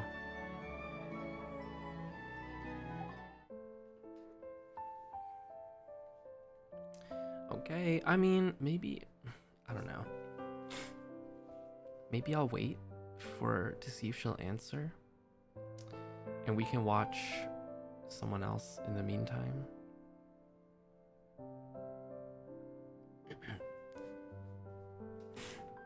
Yeah, carpal tunnel, the mini game.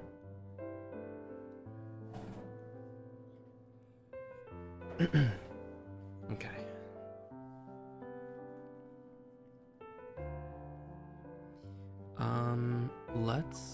Let's watch.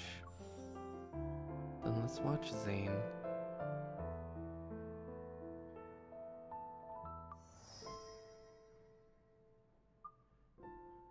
Yeah, there's a lot of stuff I haven't watched from him yet.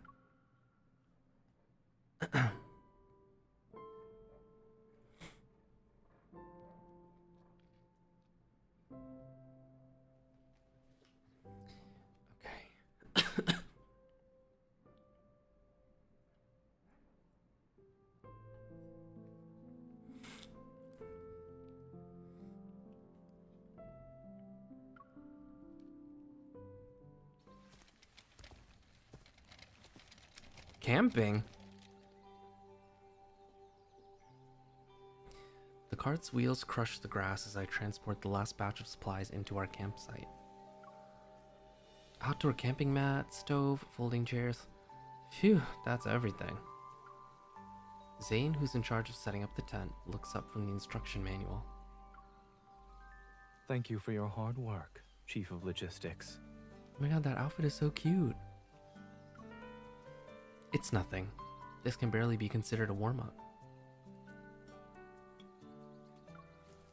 Looking at the tent that is yet to be assembled, I walk over to Zayne. So how's our Minister of Housing doing? Do you need some help? Zayne gives the instruction manual a little shake. I understand the theory, but I ran into a slight problem with the practical application. If you're willing to help, that would be perfect. I pick up 2 corners of the inner tent and spread it out. Meanwhile, Zayne crouches down to compare our setup with the diagram in the manual. Ah, the poles were threaded through the wrong loops. No wonder it wouldn't stand up properly. He quickly adjusts the crossing poles. Then we raise the tent and position it properly. You're somehow a professional and an amateur at this. Zayne secures the 4 corners of the tent before pulling out the rain fly from a bag. I can't tell if that was a compliment or a critique. I set up tents during department retreats. However, I've been too busy these past few years to keep up with it. Now I can barely remember anything about the outdoors. He passes me 1 corner of the rain fly, and we unfold it together in perfect sync.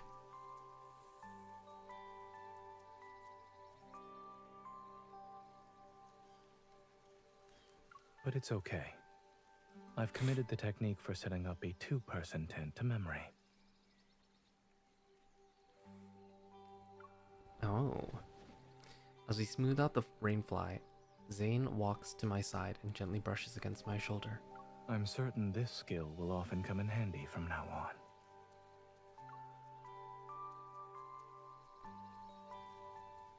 Cute! We're glamping. I would hate camping, but I would do it for Zayne. I actually want to go camping sometime. I think it would be nice.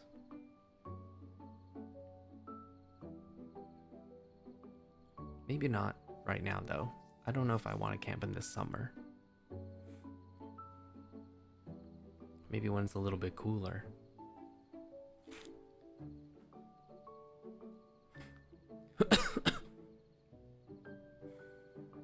While Zayne's tent setting skills might be a little rusty, his dessert making abilities are still impeccable. The desserts he packed from home are still crispy. After the satisfying meal, I sink into the folding chair and look at the starry sky. If there's a shooting star right now, I'd wish for... I close my eyes as I speak. I purposefully act out an exaggerated display of sincerity. I wish I could have Zayne's desserts every day from now on, especially the freshly baked ones. As soon as the words leave my mouth, I realize how greedy my wish sounds.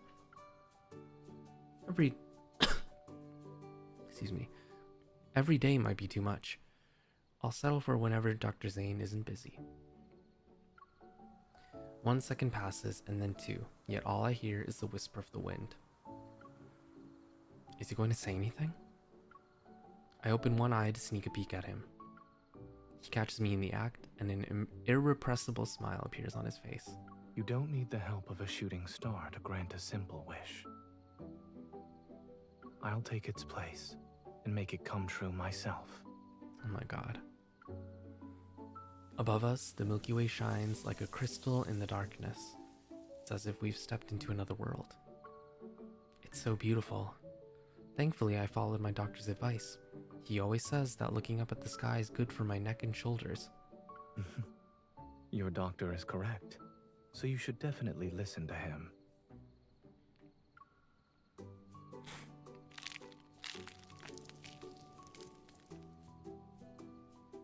Something warm brushes against my lips.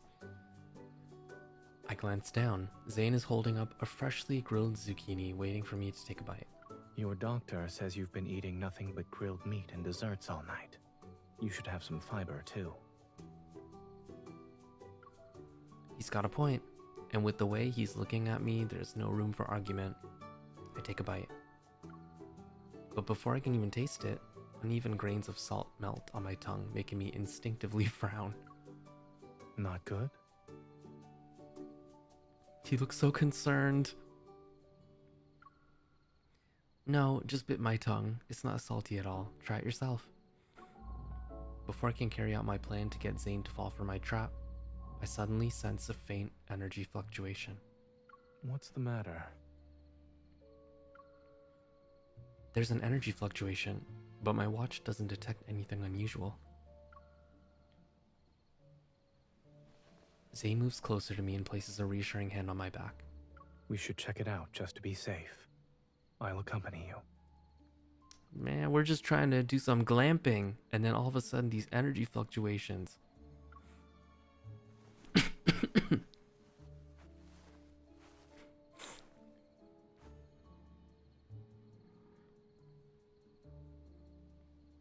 We carefully patrol the perimeter of our campsite, and after we've confirmed there are no signs of any wanderers, we relax. Weird. Why would it? Being vigilant is always a good thing. If I sense anything else tonight...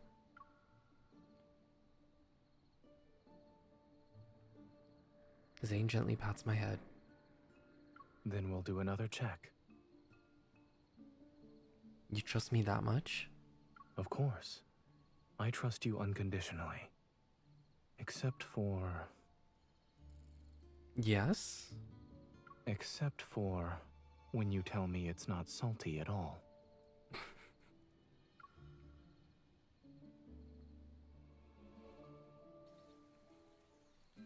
When I wake up, every muscle in my body feels grateful for the air mattress Zayne picked out.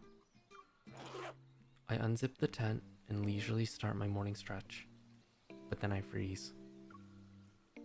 In the clearing near our campsite, an imposing tower had appeared out of nowhere. Zayne! I just saw on the news that... Zayne steps out of the tent and seemingly forgets what he's about to say upon seeing the sight before him. What about the news? Zayne pulls his gaze away from the tower, pausing thought...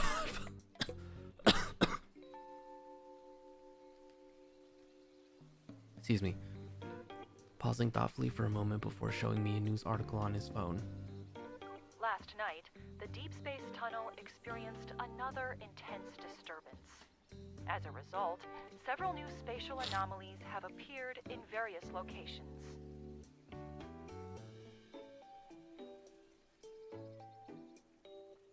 After reviewing the nighttime surveillance footage, it's been confirmed that these spaces exhibit no abnormal energy readings. Citizens are free to enter and exit. What? Your fluctuation sensing skills are spot on. Citizens are free to enter and exit? That's wild.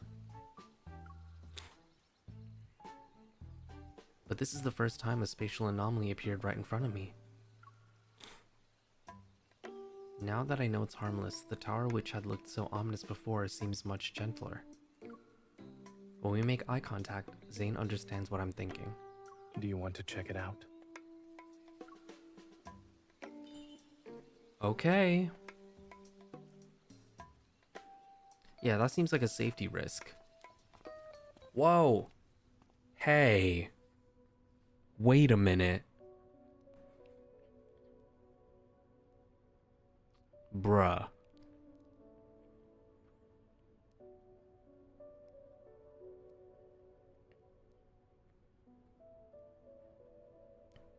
What the fuck? What the fuck?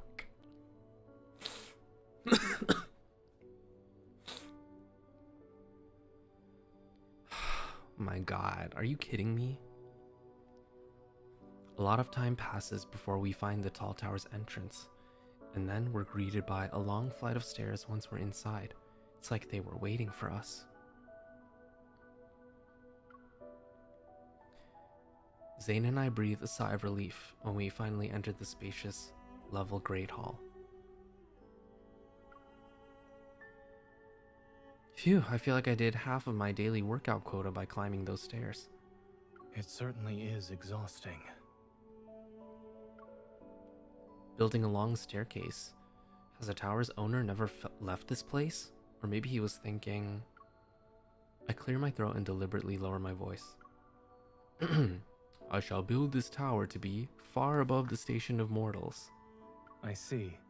So this is your definition of being above your station. But there might be another reason behind it. For instance, perhaps he dislikes being disturbed. Or he wants these stairs to discourage anyone who wasn't truly committed to visiting. Bruh. You seem to understand his train of thought. I wonder if the tower's owner would consider you a confidant if you two met. I'm different. I actually enjoy being disturbed by you.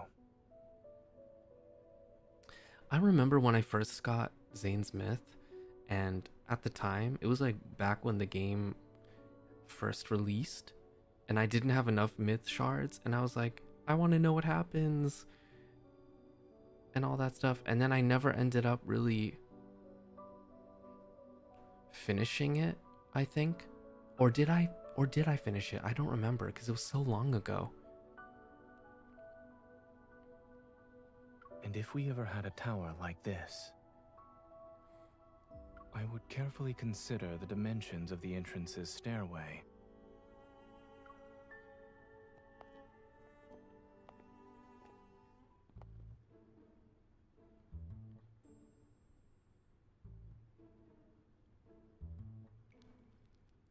After circling most of the tower, we become more certain about us being the only people here. We enter the main hall on the first floor, and there stands a massive throne of a peculiar design. This throne, is it made of ice? My curiosity gets the better of me as I sit on the throne. I run my hands along the massive ice pillars to my left and right. Do you think this belonged to a king? I lower my voice and strike a regal pose as if I'm about to give out commands. We shall deploy 5,000 troops. We'll capture that city and crush our enemies in one fell swoop. You're a natural at this. As he approaches, I change my pose. Or maybe the throne belonged to a foreseer who delivered prophecies from the gods. Girl? Leave me, I have received a divine message. Are you fucking kidding me? Zayne is shook right now. Zayne stands off to the side, lost in thought. It's only when I wave a hand in front of him that he snaps back to reality. That's too on the nose. I'm gonna hold your hand when I say this. What's on your mind? You've been quiet for a while. I was just thinking, how did I never notice you had such a talent for acting?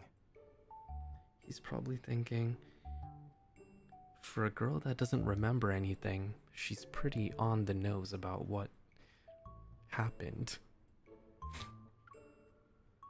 A hunter needs to be flexible. Besides, I'm putting on a good show. Why aren't you playing along? If only you knew. I was playing along, though. Zayne points to where he had been standing during my royal performance. Over there, I was playing the role of a royal messenger who didn't dare to speak too much in the royal court. And now, I'm a silent yet devoted messenger to a foreseer. I may not have any lines, but I've played my part.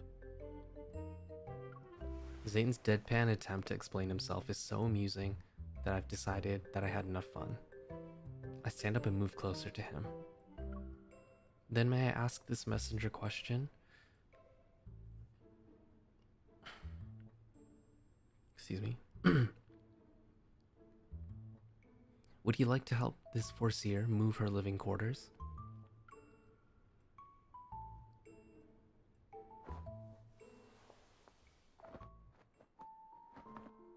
spend half the afternoon moving our camping stuff into the tower's bedchamber. What? We're moving our stuff in there? Wait. But what if the anomaly disappears? Then what? My gaze is drawn to an unassuming door covered in ice and snowflake-like patterns whenever we pass it.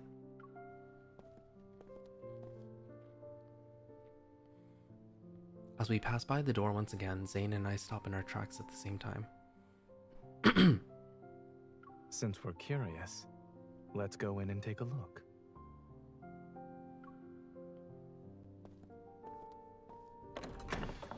Yo. Behind the door, that's no bigger than a person, is an unexpectedly vast space. Camping to castle, such a huge turn, yeah. This is quite a difference from where we started. Shiny flower buds are scattered on the floor. Meanwhile, bookshelves loom over us. I can't even see the top of them. Y'all found my BL collection. Is this a library? Why are there flowers growing in a library? I lean down to get a closer look at the buds. Jasmines? But these are different from the ones I've seen before. When I touch a tightly closed bud, I unexpectedly feel a chill. My god. They're made of ice? Zayne bends down to gently stroke the ice jasmine. His movements so familiar, as if greeting an old friend. As expected, not a single flower has bloomed. The crystalline buds refract brilliant light, yet they remain tightly closed. They appear lifeless. I walk to the bookshelves. As sunlight streams down from the skylight, it illuminates the dust particles in the air. Where's the ladder? The shelves are so tall. Are we supposed to fly to reach the top? I hear the sound of ice forming behind me and turn to look. An ice crystal traces an elegant arc through the air. Did you use your evil? No. Hmm?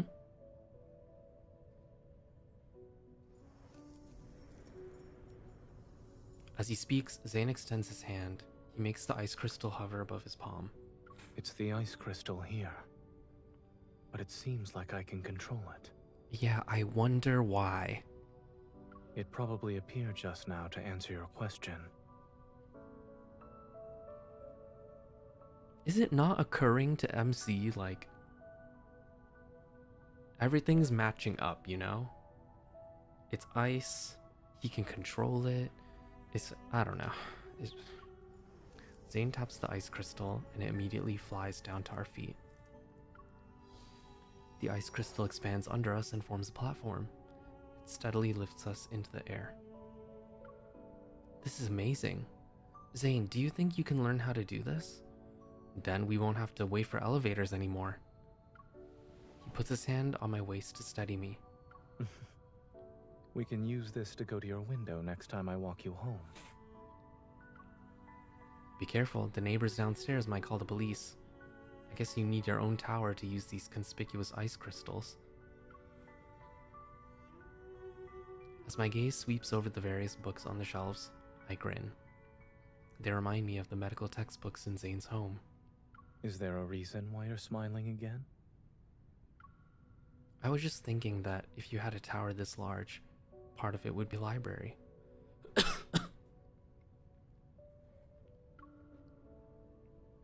Probably. My god. His fingers trail along the bookshelf.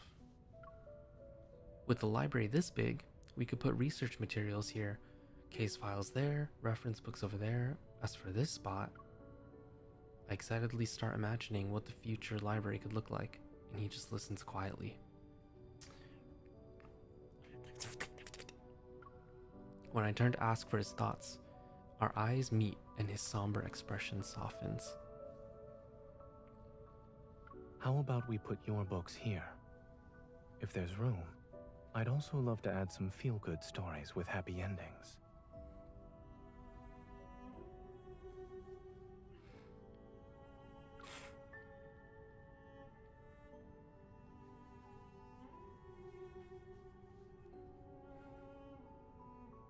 If we do that, you'll be in the library for the entire day, and you'd make me stay inside with you. I tease him while I pull out a few random books from the shelf. The text is incomprehensible, but the illustrations are easy to understand. There's so many pictures of Jasmines. Whoever owns this place must really like them. Zayne seems to eagerly take the book from my hands, though I'm not sure if it's the illustrations or the strange writing that caught his attention. I stand quietly to the side, taking in the entire library from above. My gaze sweeps over the dome and stained glass windows, but in the end, it's the unopened iced jasmine on the floor that draws me in uncontrollably. It's a shame they haven't bloomed yet. The views from here would be beautiful. It's possible they don't bloom at this time, or the conditions aren't right. My stomach lets out a low growl, yet it echoes in the empty library. The pages close, and the playful smile reappears on the face of the person behind the book. Regardless of when these jasmines bloom, at the very least we can say it's dinner time.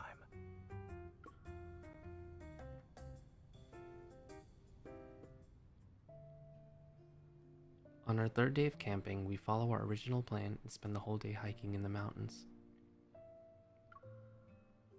The weather suddenly changes on our way back.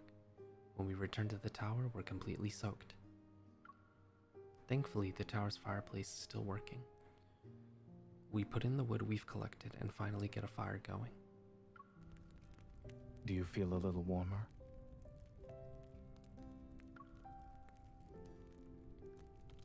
Zayne adds 2 more branches to the fireplace. I feel much better now that I took off those wet clothes. Come here, you should eat something. I bring 2 bowls of instant noodles to the fireplace. Instant noodles again? After looking around, I decided to use one of the stone stools as our table.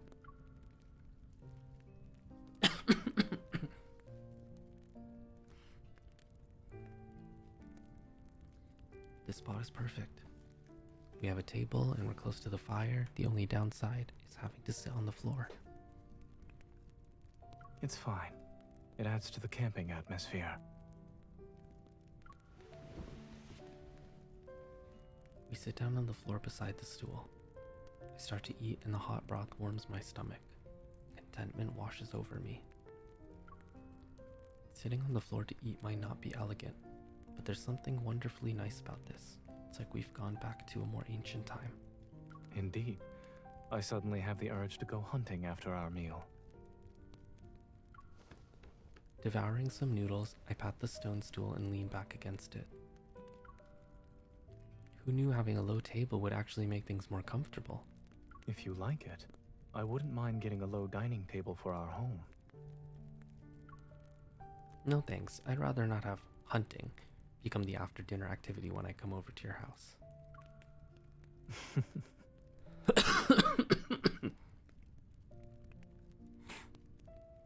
Excuse me. After staying here for 2 days, do you feel like this place can be called home? Yes. And since we're on vacation, it's even more relaxing than being at home.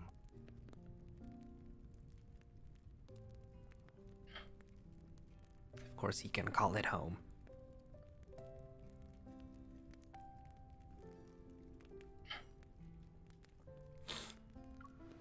I shift back against the stone stool and stretch out my legs.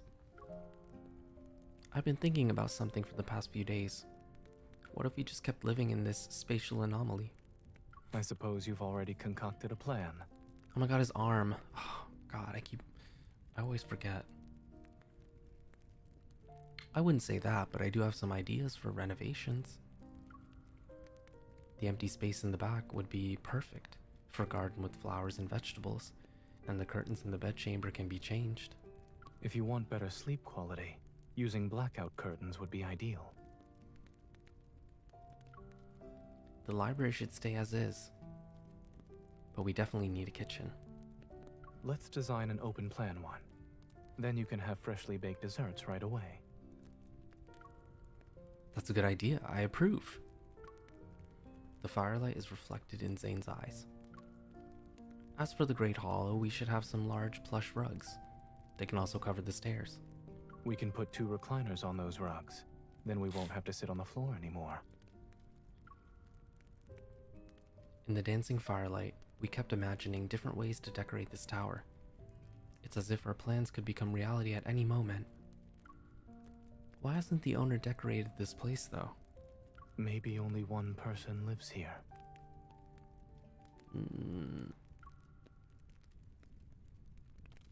Lost in thought, Zayne adds 2 more logs to the fireplace. It takes 2 people to make a house feel like home.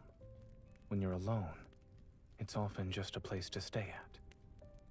And you tend to make do with the bare necessities. It doesn't only apply to decorations. Take eating, sleeping, and daily life, for example. Have you lived like that before? He turns to look at me, and a shadow briefly appears in his gaze. Yes. In Skyhaven, in Lincoln City, throughout university, when I just started working at Oxo Hospital.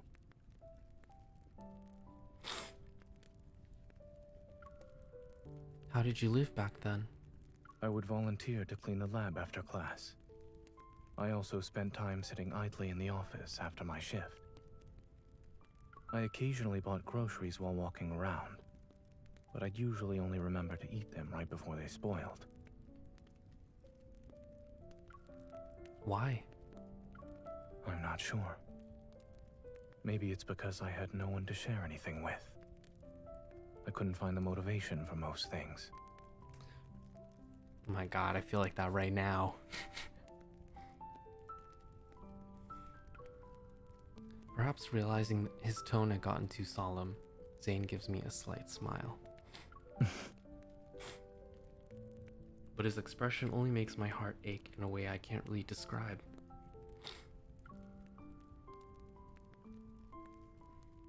Zayne, are you afraid of being alone? I am. Not at all. I've simply learned to accept it, grow accustomed to it. I even allowed it to reshape my life. Man. As he speaks, he slowly clenches his fist. But I don't enjoy being alone. I don't want to enjoy it. Yup. I place my hand over his and caress it twice. Twice!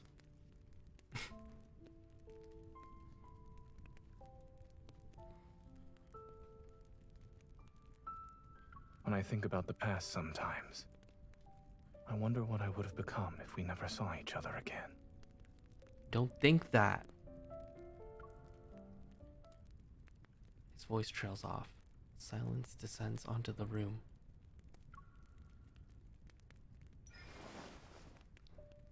I gently pull him closer and hug him. It's good that such a thing didn't happen.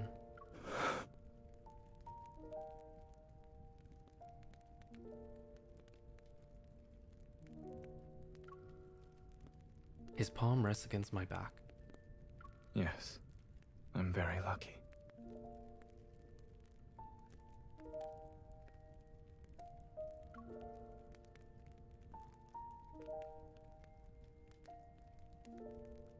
I look up at him, and his nose brushes against my cheek. He nuzzles me, and his cool lips move closer to the corner of my mouth. It happens once, and then it happens again. Oh my god. Oh. Oh, oh. It's wonderful that you're by my side. My God. Whoa. Okay. Okay.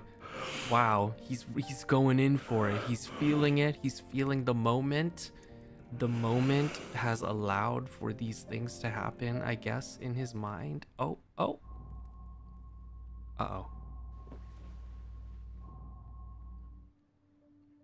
Oh. And then we went to bed. You know, I guess we did it, and then, you know. In the middle of the night, I'm jolted awake by a familiar surge of energy.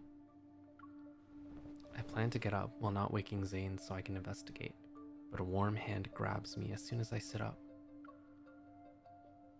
What's wrong? Is there another energy fluctuation?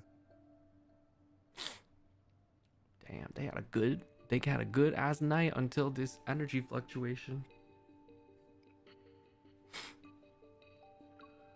Yeah, it's somewhere in the tower. I'll go with you.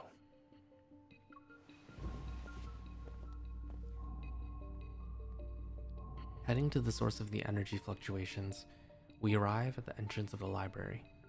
The door is slightly ajar and a faint light seeps through the gap. My watch hasn't gone off. Maybe it's like what happened before with the spatial anomaly. I place my hand on the door and Zayne's hand is soon next to mine. Let's see what happens.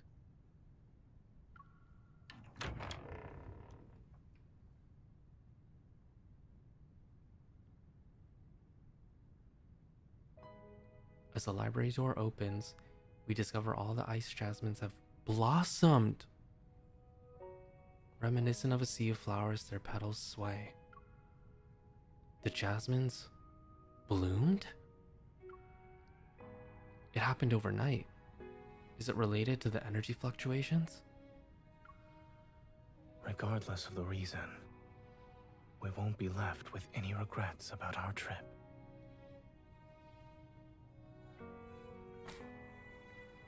Do the jasmines represent him and his emotions and how closed off he is? And then, you know, when they got a little sexy and, you know, they spent the night and then maybe, you know, he opened up a little bit and then the buds responded to that energy and they blossomed and bloomed just like their love.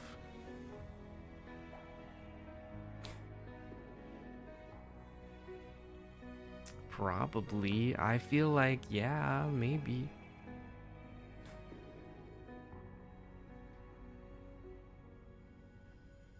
The lore. The lore is loring.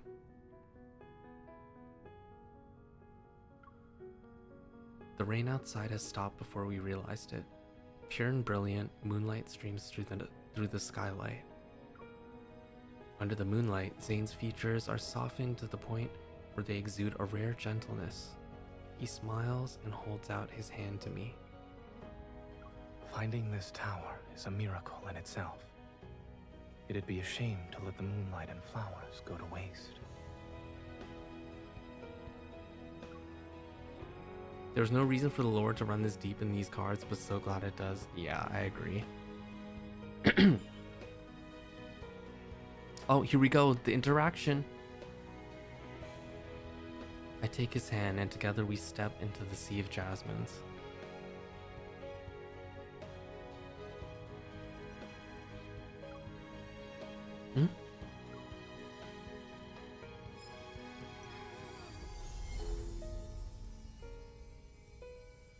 Resonant energy hums between our joined palms.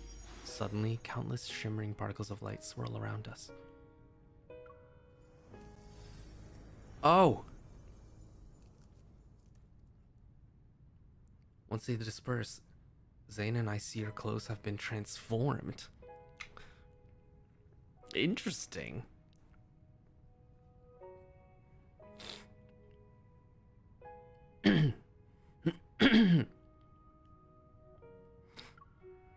This outfit is so good, especially like right there on the lapels of the blazer.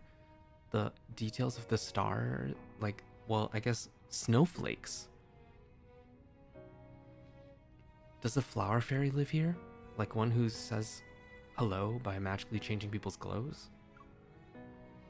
I look down at my ethereal gown. I can't help but do a little spin. If there truly is a flower fairy, I believe I'm already standing before her. Oh my god. In that case, as a flower fairy, I'd say you're the reason why these flowers bloomed. Zayne pauses. Me? Your presence made the fairy's heart blossom with happiness. That's why all these jasmines unfurled their petals. A tender joy reaches the corners of Zayne's eyes. Well then, may I ask the flower fairy to grant my wish? Since I made these flowers bloom. Walk to the center of this sea of jasmines and make your wish. Maybe the fairy will appear before you, and together you'll walk across a rainbow bridge. A big rainbow bridge? I build a big rainbow across the sky.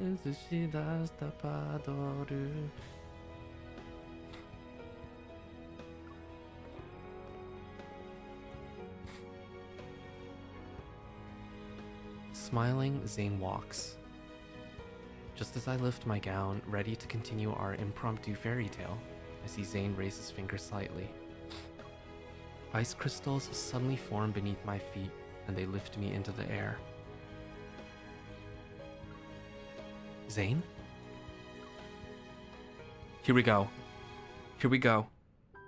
A rainbow bridge might be beyond me, but I can offer steps under the moonlight. Is that good enough for Miss Fairy?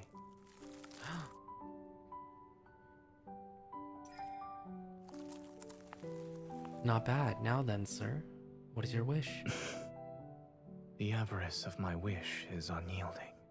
Trading all the beauty in this world to make a reality wouldn't be enough. Yet what I have now...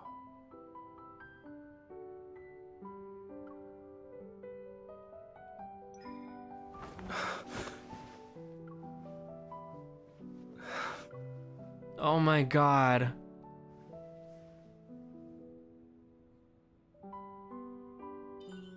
Maybe what I want to exchange with you is simple. But I want to give you so much more. One sentence, one embrace, one jasmine petal. They're not enough. Oh my god. Oh, that was a bad photo. Shall we dance? Oh, we're a little high up.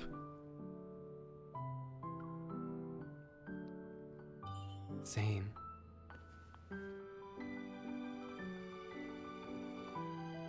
Oh my god.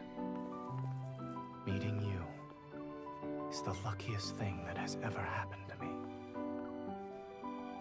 Like these jasmines. After a never-ending winter, I met the one who brought spring into my life. This space may not last forever. However, I promise to give you more beautiful memories. Every day, starting from this moment.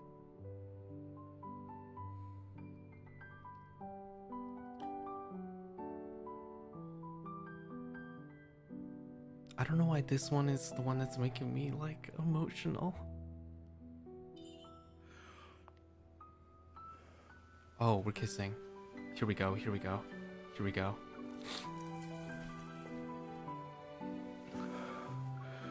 Oh my god.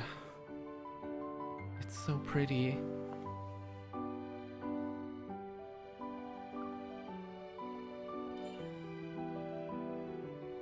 You haven't told me your wish. I wish you could be happy for all of eternity. But an even greedier wish of mine is... I wish to be the person who's always by your side when you find happiness. I want to witness every flower bloom in our future together. Will you give me that chance?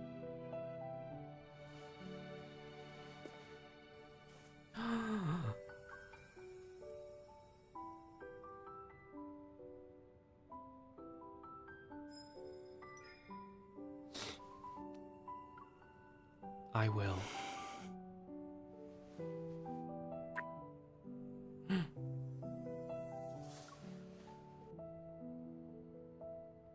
Then, let us make a vow in a sea of jasmines. We'll always see the flowers bloom together.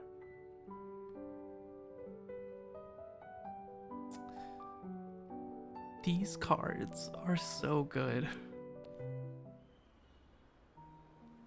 Every single one is so good. Oh my god. Bro.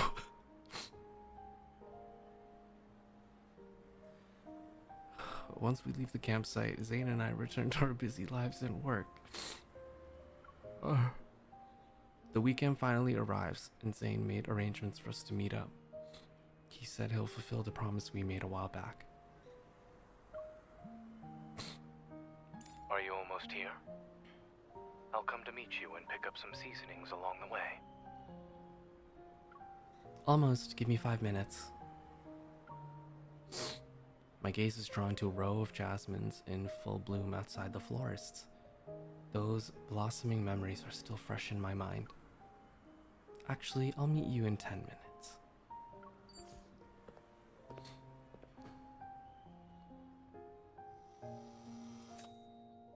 I hear the oven timer and Zayne's voice from the kitchen.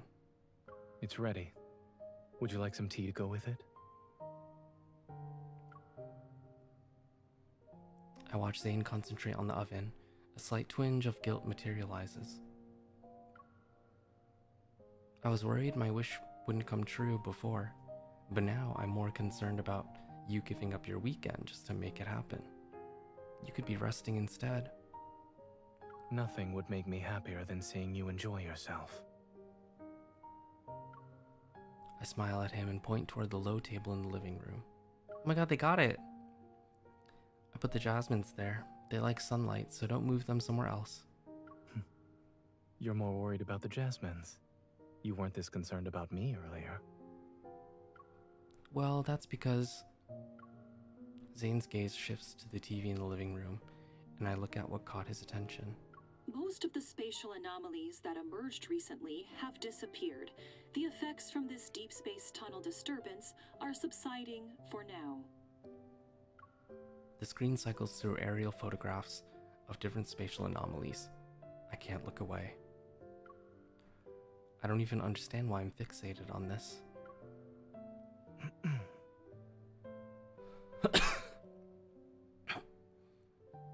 After Zayne gently coughs, he moves in front of me and blocks my view of the TV. You're upset.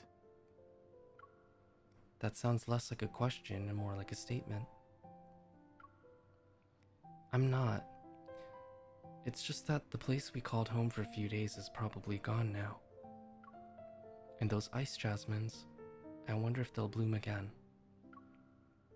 I trail off as I ask myself what I miss more, the tower or the jasmines. Of course they will. I look into Zayne's eyes and finally realize what's important to me. I'm worried that the dreamy days we share might eventually fade away. Since we made a vow in the Sea of Jasmines. Zayne leads me to the living room. The white jasmines sway in the breeze. We'll always see the flowers bloom together. Oh my god. He embraces me from behind and his arms tighten around my waist. I promise. Those words land in my ears as I look at the jasmines in full bloom. They must have heard his promise too.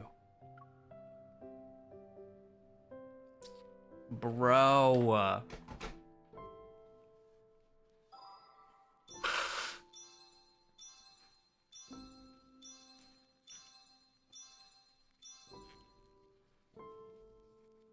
Ugh.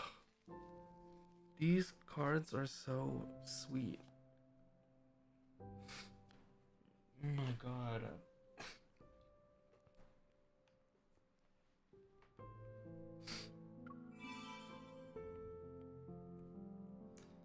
Ugh.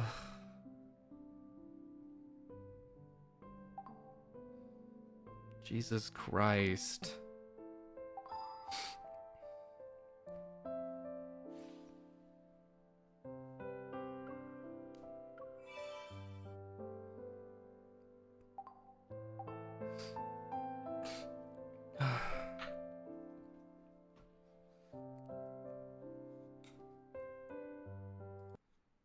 How much?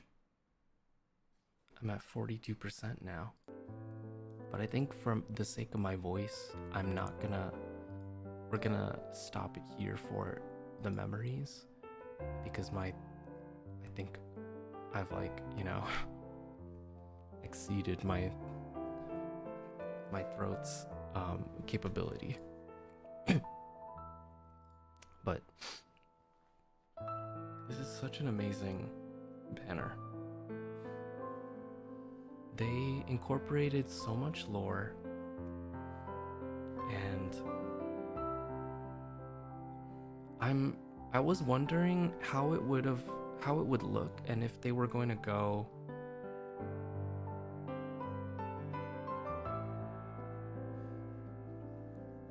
more traditional route with, wedding stuff. But I'm happy that they didn't just go with the obvious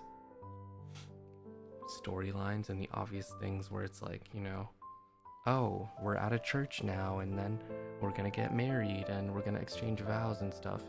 It's more like they exchanged vows in their own way and in their own circumstances. And it was gradual and not really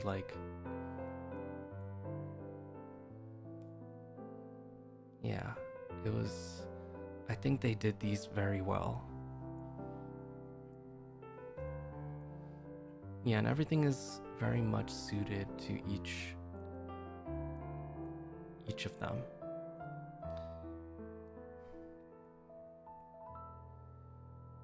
That was so good. Oh my god. Infold is making me feel these feelings and be so emotional. God, when will it be my turn in real life? Making me think these things.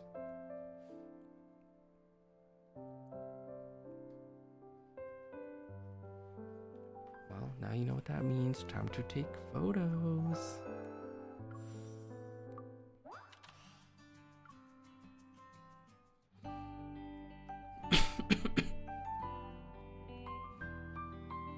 Yeah, I gotta find my own happiness. I don't know when that will be.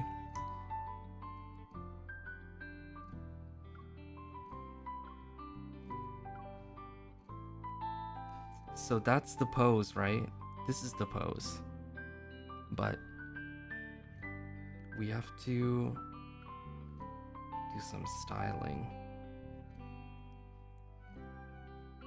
Since I got his special outfit. Which one was it? This one.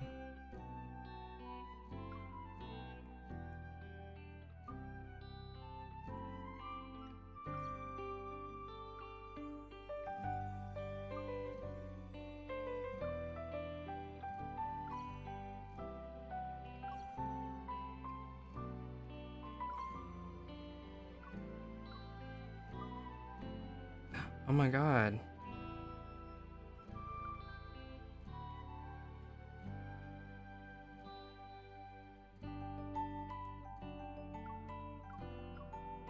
Cute. Well, I'm not gonna use it for this one.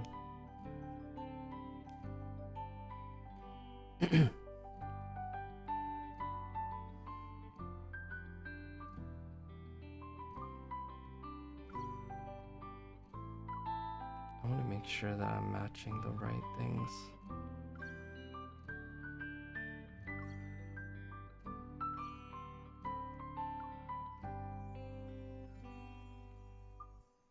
Okay. For him. Oh, the eggs! I keep forgetting. Well, we can do a normal one first, and then we can do the egg. Heh.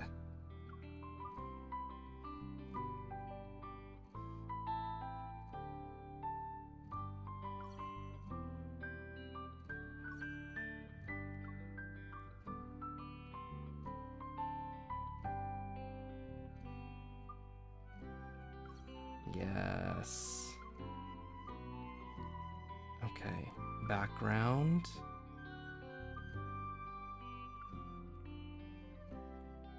Yes. Okay. We're gonna see. Okay, where's everything?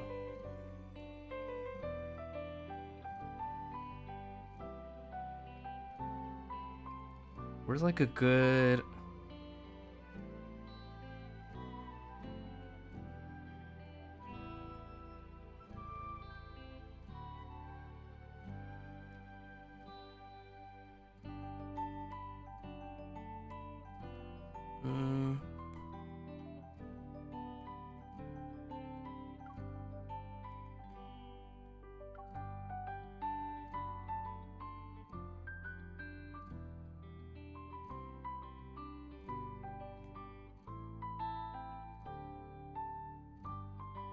I kind of like this angle right here.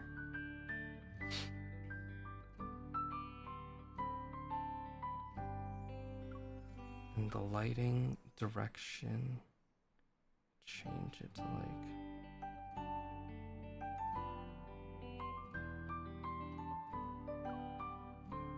Yeah. And then...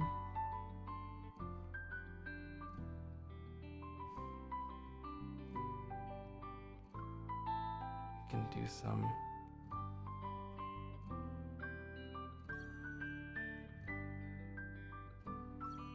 misty butterflies, frost butterflies. Oh, you can't really see those. You can see these though. I like this too. But maybe this one, it's a little more subtle. Is there a wedding template? No. Okay. Styling? Me? Oh no. My closet. Oh. Oh, here we go. Oh my god, look, we're moving. You can see the movement. Okay, wait. Where's the new hair? Oh. Where's the new hairs? Whoa, this is so cute. This is so cool. You can like zoom out and stuff. Okay. Where are the new hairs? Is it here?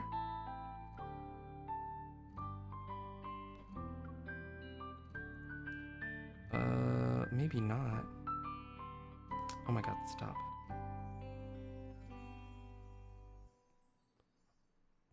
Oh, at the bottom?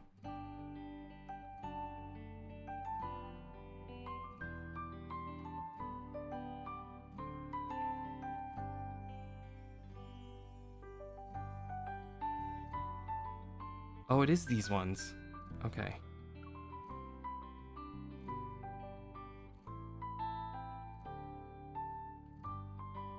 Is it these three?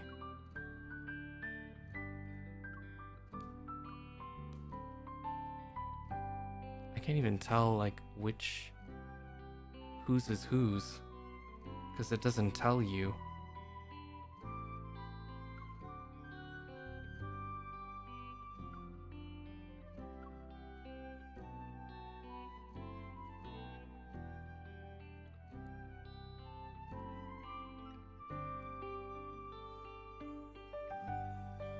Magnifying glass?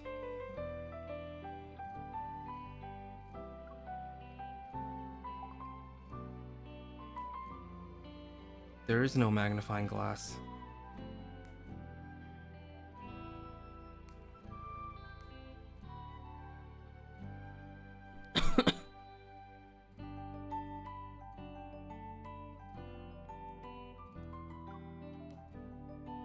I can't tell.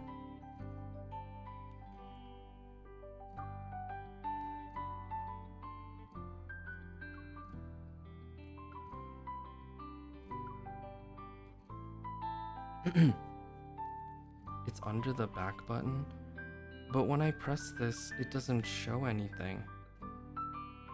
It just gives me poses.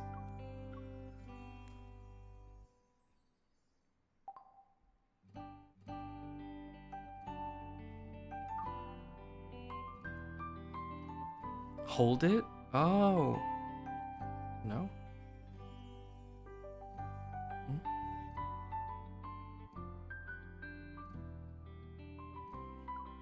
Nope.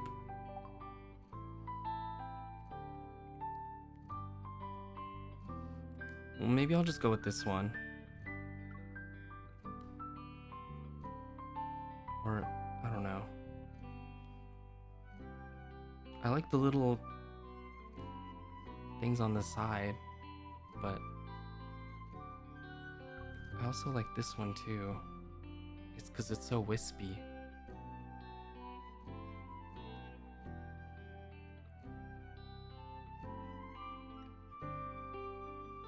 Okay, I figured this is probably Sylus one.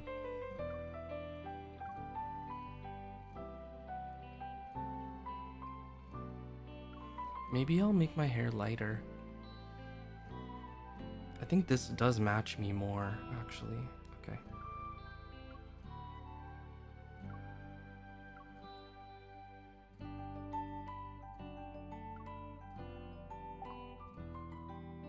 Yay.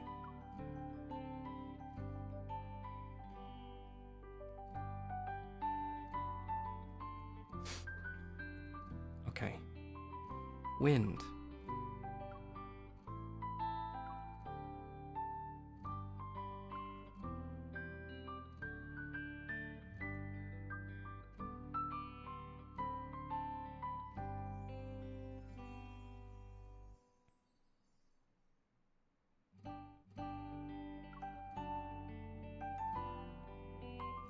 This is so sweet. Oh my god.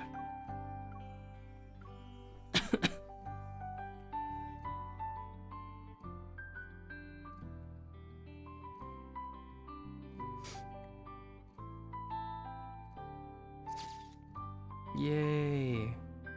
And now I can change things up.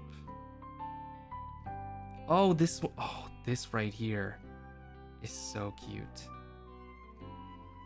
Yes. Well, maybe I should change the lighting and move it a little bit.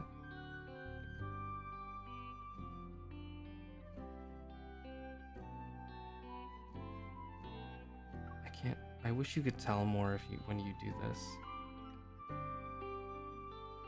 Ooh, a little too light. Maybe like this. Yes, yes.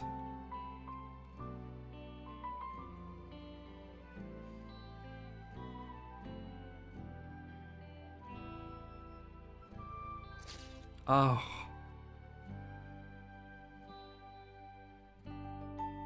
Oh, do I have to do it more like this?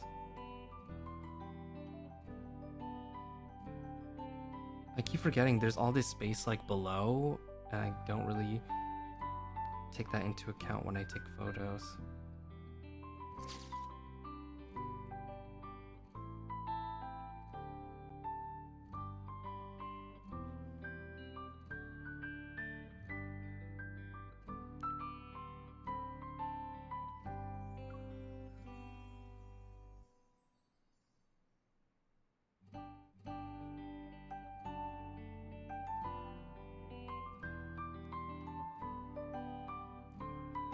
This is so pretty. Oh my god. I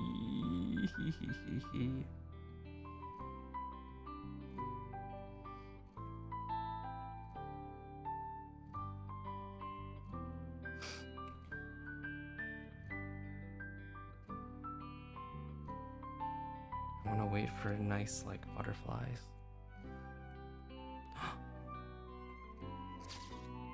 It looks like it landed on my shoulder. Yay. Oh my god, this is so great.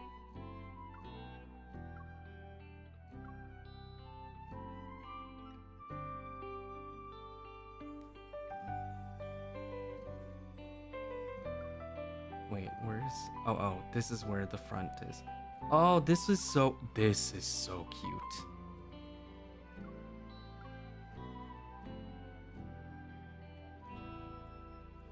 This is so cute right here.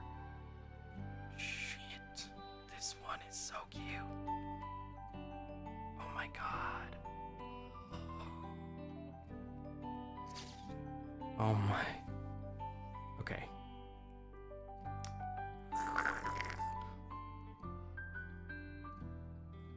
Oh, I love this so much.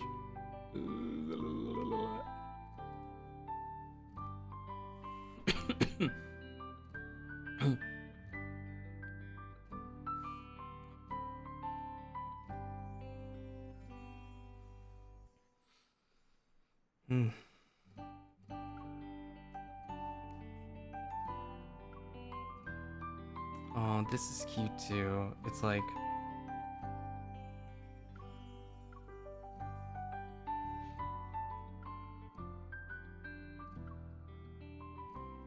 This is giving like Mr. and Mrs. Smith. Oh. This one is so cute too. Everything is so...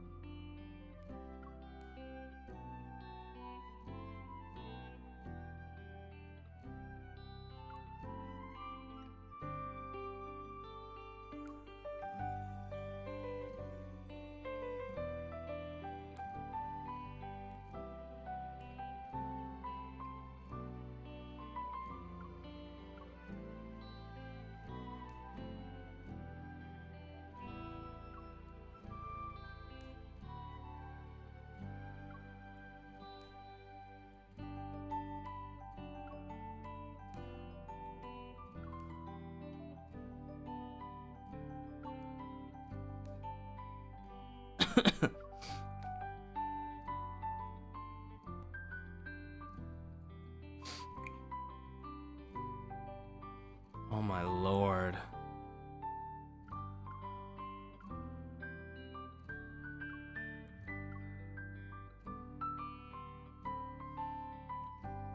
This dress makes it so that when the wind blows, it's so nice.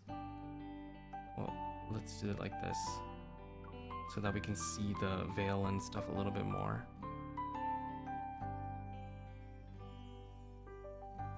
All right, butterflies, do your thing.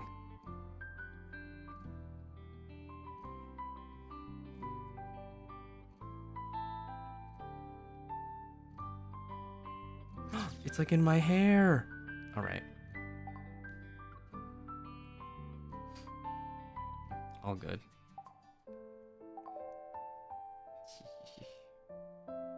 If you're hungry, eat at mealtime. That's just a basic survival rule. Oh, whoopsie. Sorry. Yes, so nice. Oh, it didn't trigger the moments post.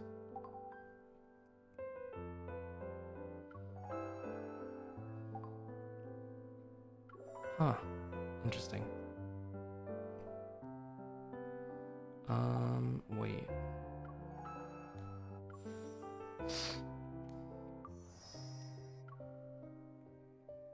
What do you get from this? Use the wedding flower background? Oh, really?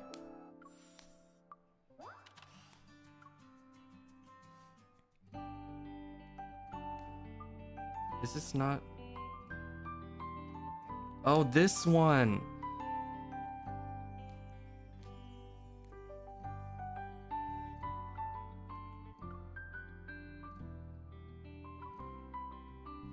I see. Okay.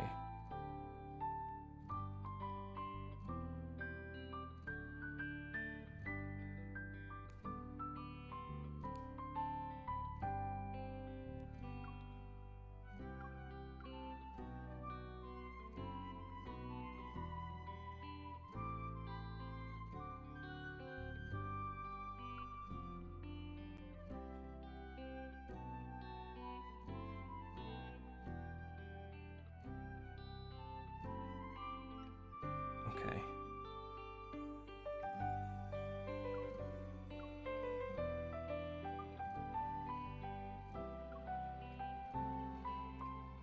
Lighting.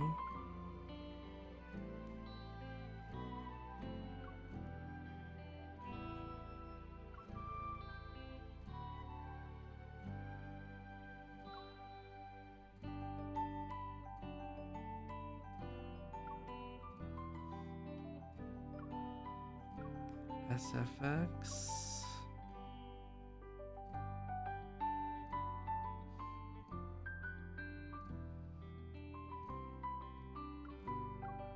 What if I add this?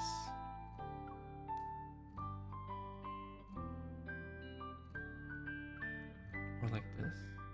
This.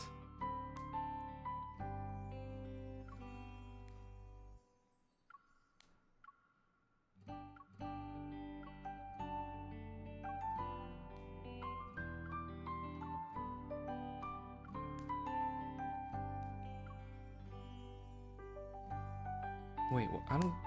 What was it at before? Can I choose like none? Or was it like this?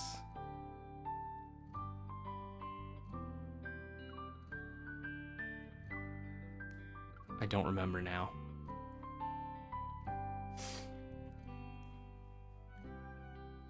Oh, you need the original outfit? Okay.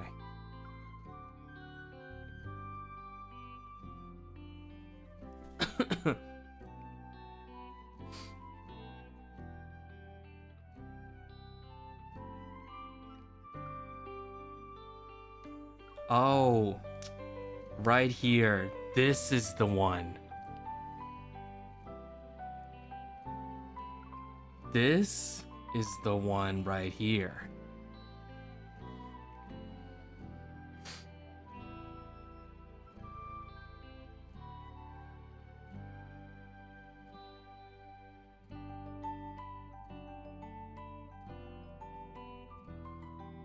Let's make the wind a little less intense.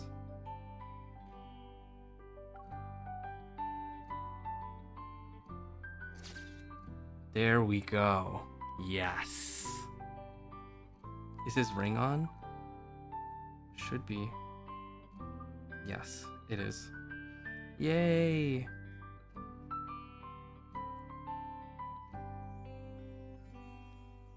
Okay, let's see if it triggers it. If it triggered.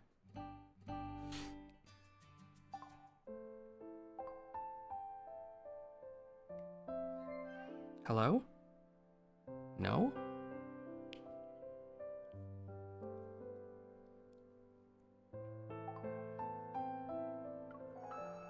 It didn't work.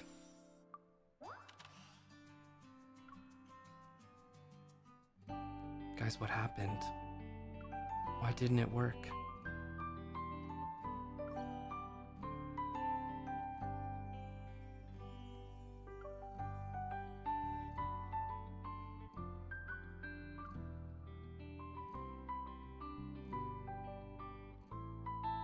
Oh, is it in snapshot, you think? Wait, I have the ring on. Yeah, I have the ring on. Oh, maybe it's a snapshot thing.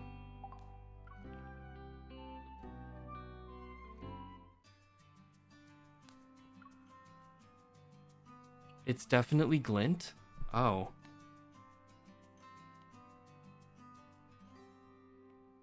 What's this? Oh, it's a celebratory archway.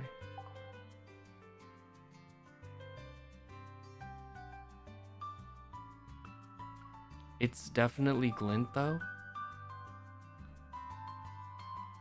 Maybe Sylus can't wear the other ring. Oh, maybe. Oh, wait a minute. Yes. We just had to give it a second. What happened to the words you'll say when I get down on one knee?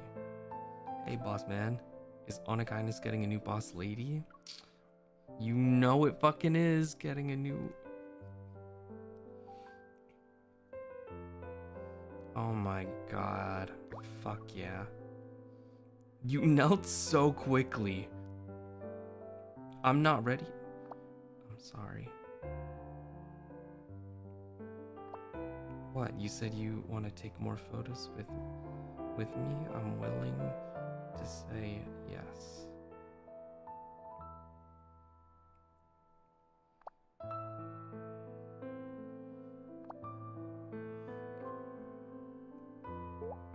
Hehehe. Fuck yeah. Somebody asked me a while ago in chat what my affinity was with him. It's 108. Let's do a cheeky pull. Just for shits. Nope. Oh well. Yay.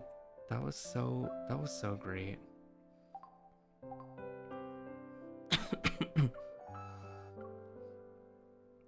Now I have all these amazing photos.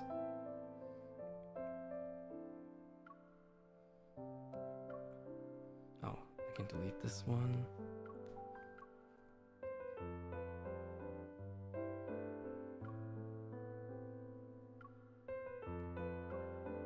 Ugh. My God. In the future, if I ever get married, I'm about to pull up these photos right here for reference and be like, I want this.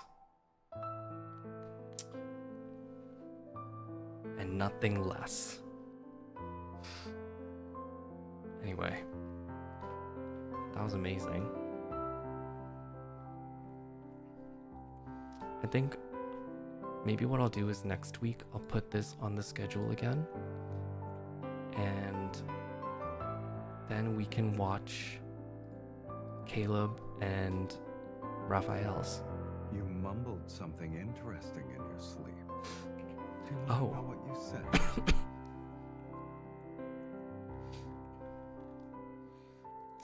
Yeah, but anyway, thank you guys so much for bearing witness to this amazing occasion.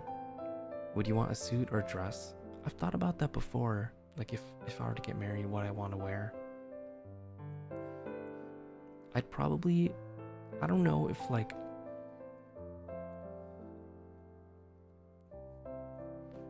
I don't know. I don't know if I'd want a combo. If you're tired, just go to bed.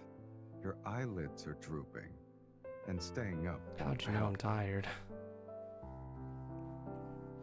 Or maybe what I would do instead is maybe wear something a little more like cultural. What he said?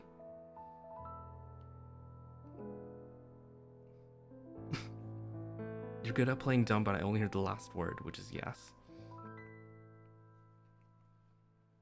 Cute. Yeah. Sorry guys, my husband's telling me to eat and get some sleep.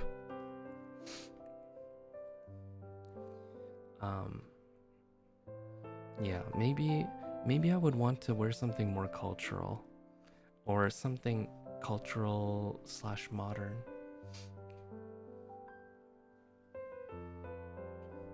But yeah, thank you for joining me today. I'll watch the rest of the memories next week.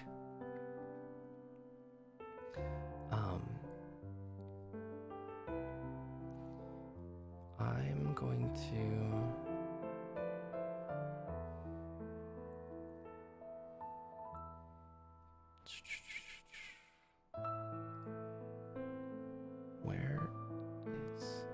birthday's in like 45 minutes. Officially. Woo!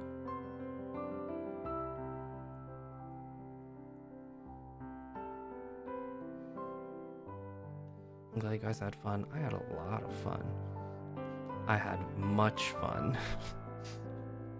playing this game and getting married.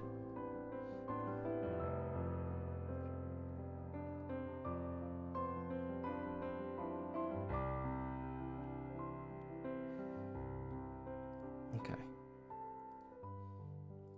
I'm gonna set up the redirect before I read everything from this stream. Then I can send you guys off. All right.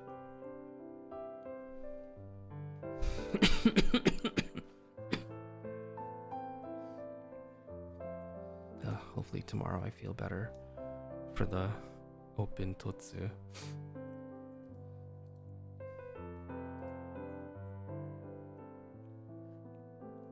All right. Oh, the tweet already went out that my birthday goods are on sale. They're available now if you want to grab it.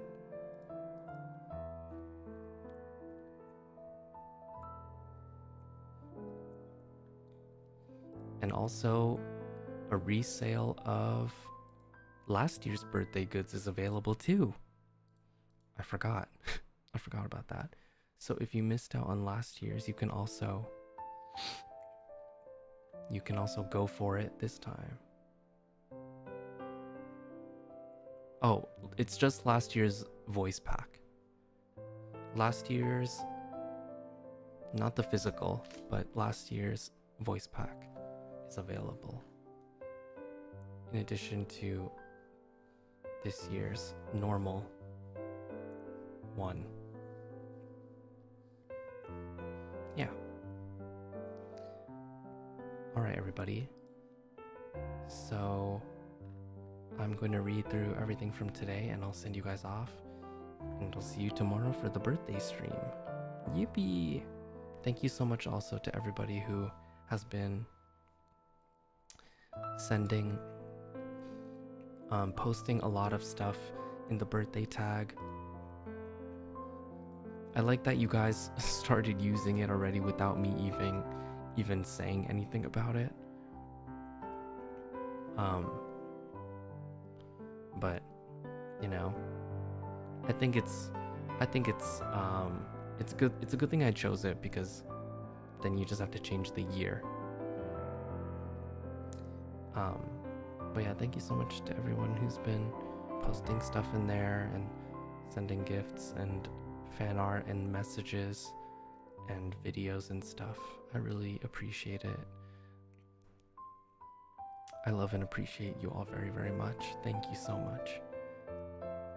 Thank you to the people who came together to create the birthday ad and everyone who visited and took photos in front of it. I wish I could have gone, but you know, it's okay. As long as everybody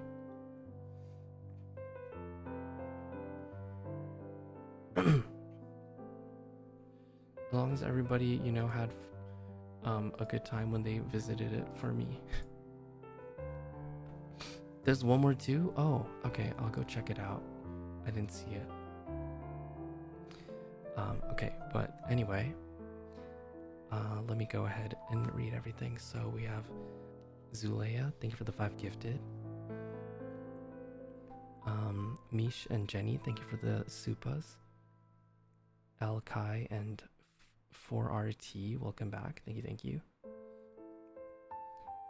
Bandri and Parupe, thank you both for the supas. Thank you. Is that Maku or Muku? Shit, my katakana memory. Muku. Muku and Minatsu, welcome back. Both of you, thank you. Rismo, thank you for the supa.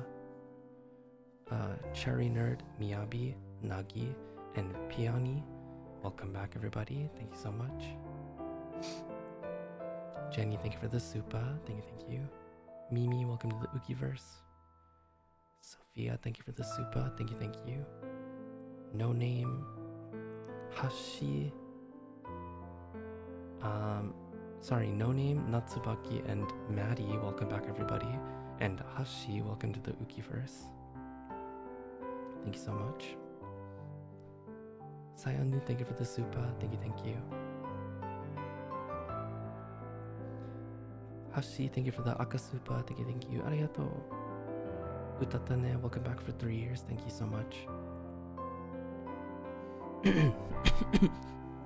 Ignis, thank you for the supa. Thank you. Star Chaser and Azunyan, welcome back as well. Thank you. Marian and Joyce, welcome back. Thank you so much. Mina, thank you for the supa. Thank you.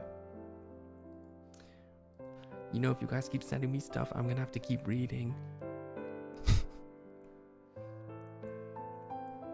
Hoshiyuki, welcome back. Oh, welcome back for 3 years. Thank you.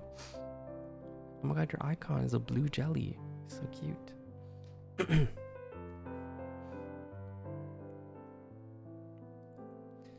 Okay. Nova, welcome back. Thank you.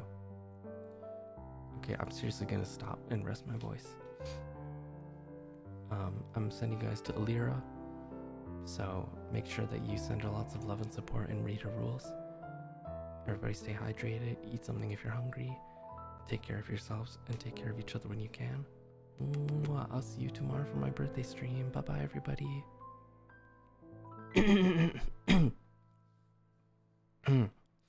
Bye bye everyone. Elle, thank you for the supa, and Pengi, welcome back. Thank you. Bye bye everybody.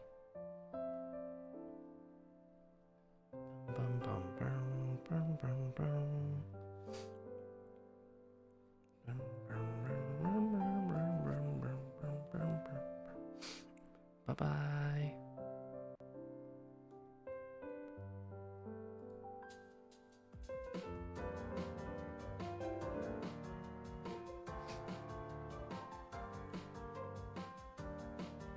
Bum bum bum. Bum bum bum. Bum bum bum. Bum. Bum bum bum. Bum bum bum. Bum bum bum.